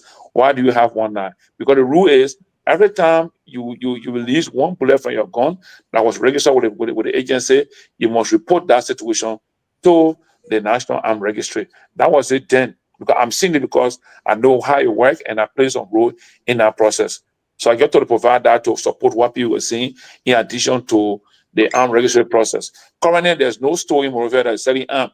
But I don't know how they got it in place now that if a person travels from foreign country with a private arm, is that person can go to the National Registry and declare their arm and whatever. I don't know that process. I wish I can do the follow-up in the next few days, and then we can be clear how to provide information to the public. That Thank you. process exists no longer. Everybody got arm in the country. Either you get it through the government people or you smoke the arm in the country. There's no system now for who gets the arm, and I think they should do that. People have to bring arm. You had a guy here that I think he was the guy from Atlanta. He was, I think, some assistant, somebody training police. He was on here with Russell the other day. Yeah, Juan Cooper. Yeah, can you call him back here because we want to know? Like me, right? I got all my arms. I don't have any Liberia. Can I take my arm to Liberia and register it, or is it illegal to import? Because Joseph Waka just had an executive order saying everybody who has a gun now can register the gun. You remember, but 2 months ago? I just somebody just said I do have my 45 pistol in Liberia, but there are a lot of firearms in Liberia, especially in the southeast. There are a lot of firearms in Liberia, but they're not legally registered in Liberia. So yeah, so we need to. That's a very good topic. We need to really bring somebody in. Tomorrow we'll try our best to reach to the Justice Ministry. We'll send a message to them and ask them, the police director, please come tell us about the issue. How can somebody acquire an arm, register the arm, to make it legal because of their own personal safety? They don't have camera all over the country, and if somebody come intrude, enter your bedroom and try to kill you. You get armed, they take you because you raise the arm, so you'll keep your life doesn't kill you. No, you want to defend yourself. You gotta defend yourself. All you guys, I know you guys will not say it, but all you guys are on a platform like for America, you cannot tell me where you can sleep. Don't get something laying out there. Listen, and that's why I use the word proliferation. There's a lot of illicit arms also. Like the traditional thing we made from all the places. I got the other one. And those are the ones that most of those unscrupulous armed robbers use to even intimidate people around. They handmade shotgun. Right. I saw most of those run, and that's sometimes most often malfunction and other things. But we have a lot of them in town. A lot more in town. More people would take it from whatsoever they live. When they go and they got it, they will find means to get it there. They got it. A lot of whom, and that's why I would always tell people, criminals, you don't know the home you go into, sometimes you try it, you will meet your unfortunate demise. Don't try it. The one right for self-defense is paramount. Excellent. Listen, guys, we have run out of time here. Let me start with Cyril, your closing. Because listen, this is serious. I got my gun. I want to take it with me to Liberia. I will ship it. I don't want it to say you smoke it. It's legally purchased. I got all my paperwork. President Walker said we should register all of our guns, so I'm going to send my gun. And I'm going to send it ahead when I go. I'm going to have it legally registered because it is legal to register here. It's owned and registered here. So I want to make sure. You take it between Orange Grove and Cotton Tree? Yeah, right there. And they play the always knock your head right there, Cotton Tree. Sarah, you're closing. I'll try to follow suit. I think that's a good idea because anyway, great show. Great show. Why are we closing so early though? Oh. We're more than 3 hours.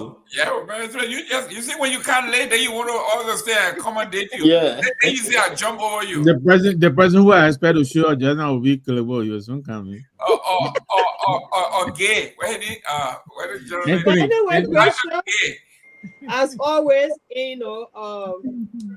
it's just all of the things. I mean, I wanted to touch on what Tomalin was talking about, that bill that he want the president to not sign and stuff like that. I mean, I heard people saying it was for decentralization of the counties. So, but the fact that it's not being debated upon by the lawmakers and the judges passed through, it shows that something is in there that is not clear.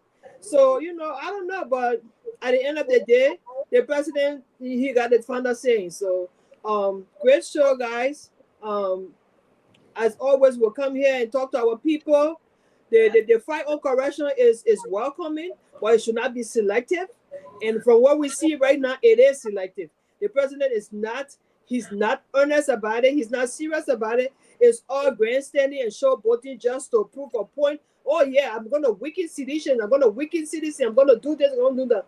If you're honest to fight corruption, let the Liberian people see it. Because when they see you fighting it, they know what you capable of doing, what you're capable of doing. But to do it the way you're doing it, it's not credible. And it's just a waste of the Liberian people time and resources. So yeah, thank you so much, guys. Appreciate the show. Good. Johnny, I know you gotta go because you got late. It's not guaranteed for the next 2 minutes. I mean, let me say thank you again to all our and those listeners. I mean, respect to all of you to listen to us. I mean, you bring your energy, you bring your data on your Facebook page to follow the closing argument. You guys are the heroes and heroines of closing argument. We respect all of you. We want to apologize if we ever said anything that you did not like. We're sorry for that. But that's the space. Everybody is willing.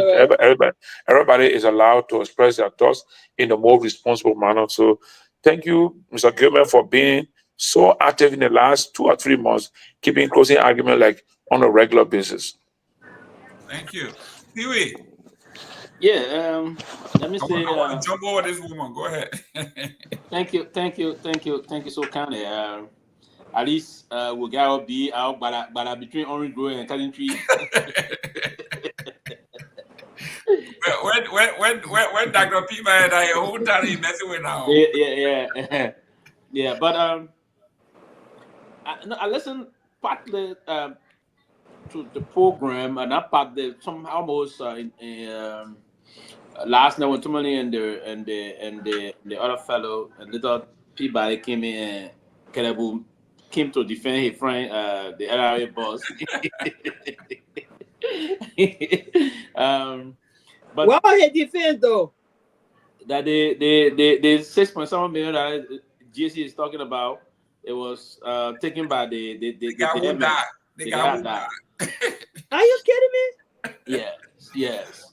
But Tomalin and his team discussed this bill from the LTN and St. Tomalin George is still adamant that the president should not sound this. And while I'm inclined to respectfully go along his decision somehow, but I want to be a little mindful to also want to see the bill, and so I will call on Tomalin tonight to find some time to see if we can collectively see if we can receive this bill and go through it and see what is the real, because Sarah said something that is important. What is the true intent of this bill?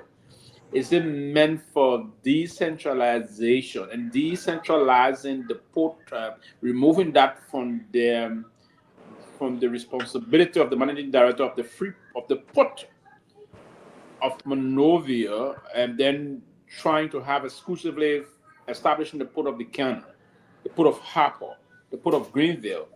Is that going to be more profitable to the country in terms of us getting benefit as people?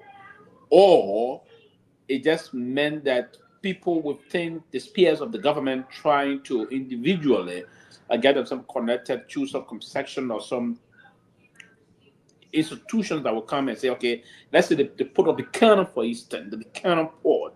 What is that port responsibility and who's going to do this and what's going to be the role there?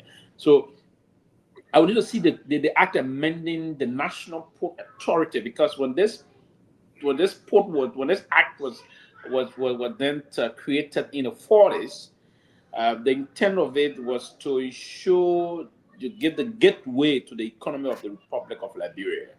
Now, the port of Monrovia, it is the mother port of all of the three other ports that we have: the port of Buchanan, the port of Harper, and fortunately for me, I visited. The only port I haven't really seen with my eyes is the port of Greenville. But I went to the port of Harper, the port of Buchanan, and these are viable areas. And the port of Buchanan is being used by some top companies like ArcelorMittal and the rest of that. And then what we can do, and the fact that we hearing the last time the National Oil Company acting CEO came, female last said some things that will soon start in Buchanan about the oil company thing, where if things are to just move in a more positive direction, the country will start benefiting. That would be a bustling area for viability and other things to unfold. But I would love to quickly see what is the intent of that bill. It's not the issue. Someone was saying something about it's not federal. No, you don't have to be a federal government to decentralize those kind of institutions. But the intent of it is what we want to see. You don't necessarily have to be a federal government to say, okay, you can have a port of Buchanan. No, the intent of having the port of Buchanan is to try to see how we can decentralize economic activity across the country, to see how viable those institutions will be there. So I will take some time. I will do everything in my means to get copy to understand the intent of that bill. And then tomorrow I will see if I will give 100% backing to Tomalin, or I will differ with part of his argument or agree with part of it. But I'm inclined to respect his decision on a serious note. That is concerning. If it is meant in that what he's thinking, if it is true, I will hold it and solely agree and support him and call on the president to that. But if it is otherwise, what I would think, then I will also give my opinion finally on that, hopefully tomorrow or latest on Monday. But I think it was a great show, and it's important that we hold the government feet to the fire so that it will do the best thing for the people of the country. It's not just a bunch of greedy, selfish individuals that will want to take on the country resources to themselves and think they are demagogue. The time of demagoguery attitude is all gone. It's time for us to be very interactive, and leaders should be answerable to their people, not the other way around, right? And that's so it's very important that we emphasize this moving on. Thank you, and have a very wonderful night. Thank you, Mr. Nyenwolo. You're talking to yourself. Thank you. Yeah, thank you very much. Great show. Quickly, I'll briefly speak to the issues Sylvester raised: the port, decentralization, disintegration. I'm for decentralization, but all of what I've read up on this process, speaks against the whole concept of decentralization. The port of Harper, for instance, they practically do no business. According to the report, they're talking nothing. Port of Greenville. So most of these ports, they hang on the port of Monrovia for maintenance. And port of Monrovia is even struggling to dredge up. So disintegrating these ports, really, I don't know if it is a smart move, if it is the wise thing to do. I have questions, but from all indications, the write-up I saw, the things that would drive the disintegration would be, the market, if you have a lot of market coming to report, or the population, if you have a lot of population, and we don't have any of those in most of these ports outside of Monrovia. Port of Buchanan is doing much better than Port of Greenville, but Port of Harcourt. So there are lots of questions. Really, it seems to be that there seem to be other ulterior motives that are driving, that is driving this process. We had the Honorable Asa Musa Belete here on Tuesday. He expressed consternation with the fact that there was really no consultation, done of the opposition. They just did it on a partisan basis. So I hope something will be done to shine some light on this bill. Let's understand it, even though it seems to have already passed. But hopefully somehow, somewhere, we will bring it back to take a look. It passed in both houses already? Yeah, it passed both. President does now. Wow. So we started with the asset recovery quickly. My friend Clark Martin, I have questions about, his tactics at this task force. There's a lot of money they're putting into this, and I don't think we're getting our money's worth. There are a lot of expectations placed on him. I know Martin very well. He's capable in many ways, but he has to admit, I think this task is too much for him. Or he needs to do better. But what I'm getting out of him, the gracious ride, they go set up, roadblocks and all that stuff, and that is not that's not what I expected out of this task force. We have millions and millions and millions of Liberian dollars stock, all around the country, Cayman Islands, Virgin Islands, all these places. That's where I expect him to go, bring back our money. So I wish him all the best.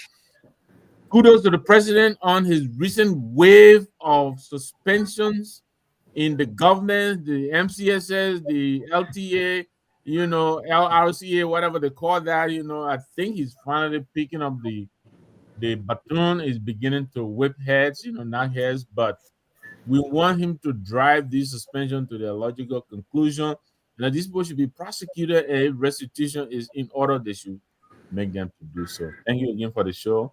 Hopefully we'll do it again tomorrow. Thank you. I think I've spoken enough. Honorable King George, you take us out. Yes, thanks again to everyone for coming. And let me say this though, maybe we think everybody will come here. People are listening to us across the world. Today I was told that somebody high in the government went and lied on me to Senator Koga. They say I told him the man ugly, and I said. And the man said, and the president said, the man said, the reason why he haven't been picking your call. I said, me? The president said, but I told the man, said, Tomalin. I said, I'm a straightforward. If I want to tell you, I'll tell you. But he's not ugly. Why would I say you're ugly for? I don't. Why would I call my friend ugly? I don't do this stuff. I like his dance. The person that did it. Tell Koga I'm doing his dance. I'm doing his dance. The person that did that to me, I'm very surprised the person because the person is too hard to make that, too big to make that kind of allegation against me. But I will confront them. So wait now. So that didn't mean this. Yeah. The thing is that because my concern was, I've been texting this guy, right? The guy said, tell the man I just want to answer him for because the man said I'm ugly. So I said no, I would never do that. I don't play that game. But the person that said what the person said in joking form, but I take exception to that. You don't joke with people like that, But let me say also too, tomorrow I think they're burying the late president Doe and his wife, and I'm hearing tonight that there are still tension. So I pray that the families can come to understanding and finally bury the people and let them move on. And the president. Well, let me ask you this, tell me, because didn't they already dig the president and didn't they already dig the graves and they have a destination? Oh yes. What educated? What do you call it? Azoma? Yeah, the exhumation. Exhumation. So no, but I'm asking because apparently I think the citizen the Peno wants the bodies buried in Zredru. Peno, is there a grave? He want Peno have built his own grave in Toast Town. In the man, he built his own grave there already. Okay. Peno have built her grave with all the concerned families there already. With any mega ceremony, I don't know about the government or the Doe family to exhume the remains of Samuel Doe. Because and that's another debate. There will be a room for another debate, right? Prince Johnson during the TRC issue, I followed that very closely. I follow it. Prince Johnson says the late Samuel Doe was first buried. Yeah. First buried. And then when they exhumed him, and then cremated him, and then put in the river. Yeah. Then when he's buried, exhumed, and then cremated. After they cremated him, then there's something the ashes of his remains in the St. Paul River. So were there any ritual performed to exhume the symbolic arches from the St. Paul River? The late president, if you watch the video, what we heard, and when Prince Johnson, you saw how he tortured the late president and he died, right? And they said they buried him in Garguah there, somewhere there. So I don't know what you're talking about. He took the body and put it. He said he exhumed it. He exhumed the body. Yeah, he said he exhumed the body. After he exhumed the body, he cremated the body. And y'all believe it too? After the cremation. You believe that too? Believe PYJ? You believe what he said? Anyway, my man, your hair look nice. Tell the old man she did a good job on your head. I want to quickly. I want to believe a notorious rebel. To be frank, he was a notorious rebel. So I want to believe because all the things he said are nonsense. He was saying that he says he dreamed about other things. But I didn't expect him to. And just like he was the kind of man the people of Nimba County celebrated. Good night, guys. Things when we come to the time, now we can be running. Let us continue to come and help the people. But one of the main things that given value from you and Pewee, the problem we're facing in our country, our people, we don't take time to educate our people on certain things that we talk about. Yeah. If I tell you, if somebody say they put there and tell them about that bill, about the bill, the people run after the people. Jerry Musa said that day, if the people ever get to know about why the people are refusing audit, the people will run their other Monrovia. But money quickly.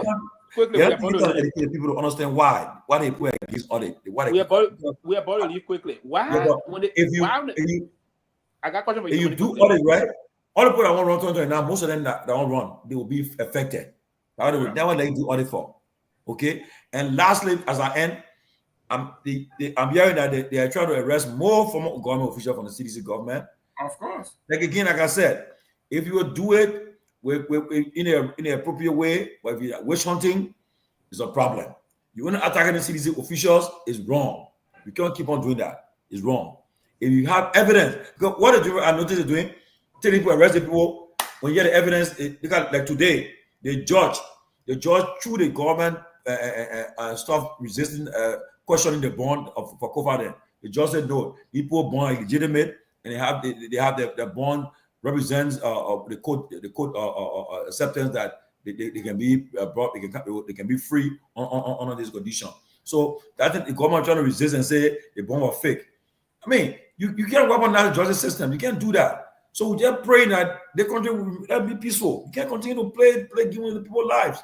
So you're arresting people from the former government, you arrest them, make sure you're not being selective, you have the charges, but one of the just to show off that arresting people and taking them, parading them, put them in jail, then they come from there, you prove a point. That is wrong, though. It's not good. Yeah. But my point quickly is that Tomalin, why wouldn't you hear about this? They built in when we were growing on in a place we just heard that it passed. That's what I said. It was done secretly. About PPP. Then you must say investigate. They found out more. It was done secretly. Because I just got information, right? The last thing, Mr. Gabriel, the last thing I just got. I beg you. Hey man, let me get this quick. What is it killing me just now? Yeah. Okay. Yeah. Look, yeah. They say a coalition of African groups filed fraud complaint Wednesday against French billionaire Vincent Bolloré, accusing him of illegally obtaining the rights to run posts and money laundering. This guy, he went to the African country. Now he not go to Liberia now. They seen God. And that's why, he's funding the bill because he will take control of other people will be rich very soon. Other people are pushing the bill. That's what he said. But when you call your say can't talk about the bill, she will never come. You call Richard Cool, they will never appear. You know, because they know very well they can't answer questions, but this building is a secret. I got proof on UP. Texting me, telling me, say, we really appreciate your talk about that bill. But you get to on class below that. You can't talk it there. You see it? Because they are family affair there. You can't talk about it. You went to a press conference, so let me answer you. You won't do it. But again, my people, that's what we are. Let me call Leonard Dudu, see if he has a copy of the bill. Thank you so much. Thank you so much. Because we got to see the bill. It is unbelievable. I know that's my home girl that doing this. Oh, I forgot it. Almost 1 o'clock there. Okay, I'll call him in the morning. I'm going to text him. Let him know if he has a copy. Please do that. Okay, guys. See you tomorrow. Thank you, guys. Good night. Liberia TV, True FM. Liberia TV, True FM. On Liberia TV. Into True FM 96.1.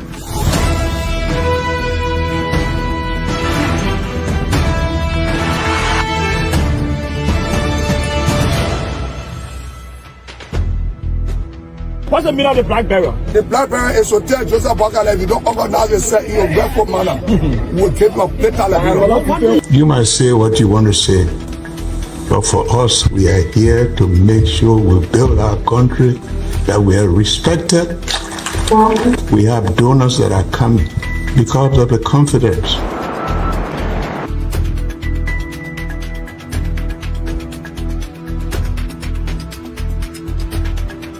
News Summary at 12. My name is Hansen Der Capuchin. Welcome to News and Analysis 30 minutes of news presentation about Liberia, Africa, and our one world. Presenting this newscast is proudly sponsored by Orange Liberia and EcoBank Liberia Limited.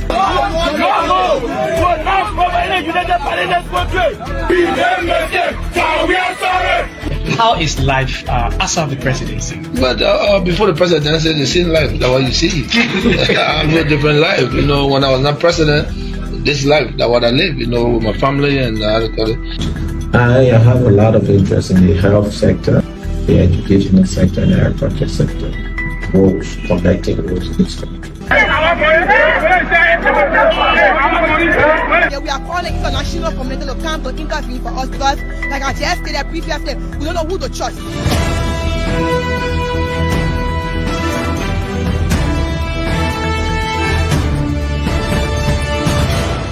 Always make sure to turn on to our Liberia TV and listening to Truth FM 96.1.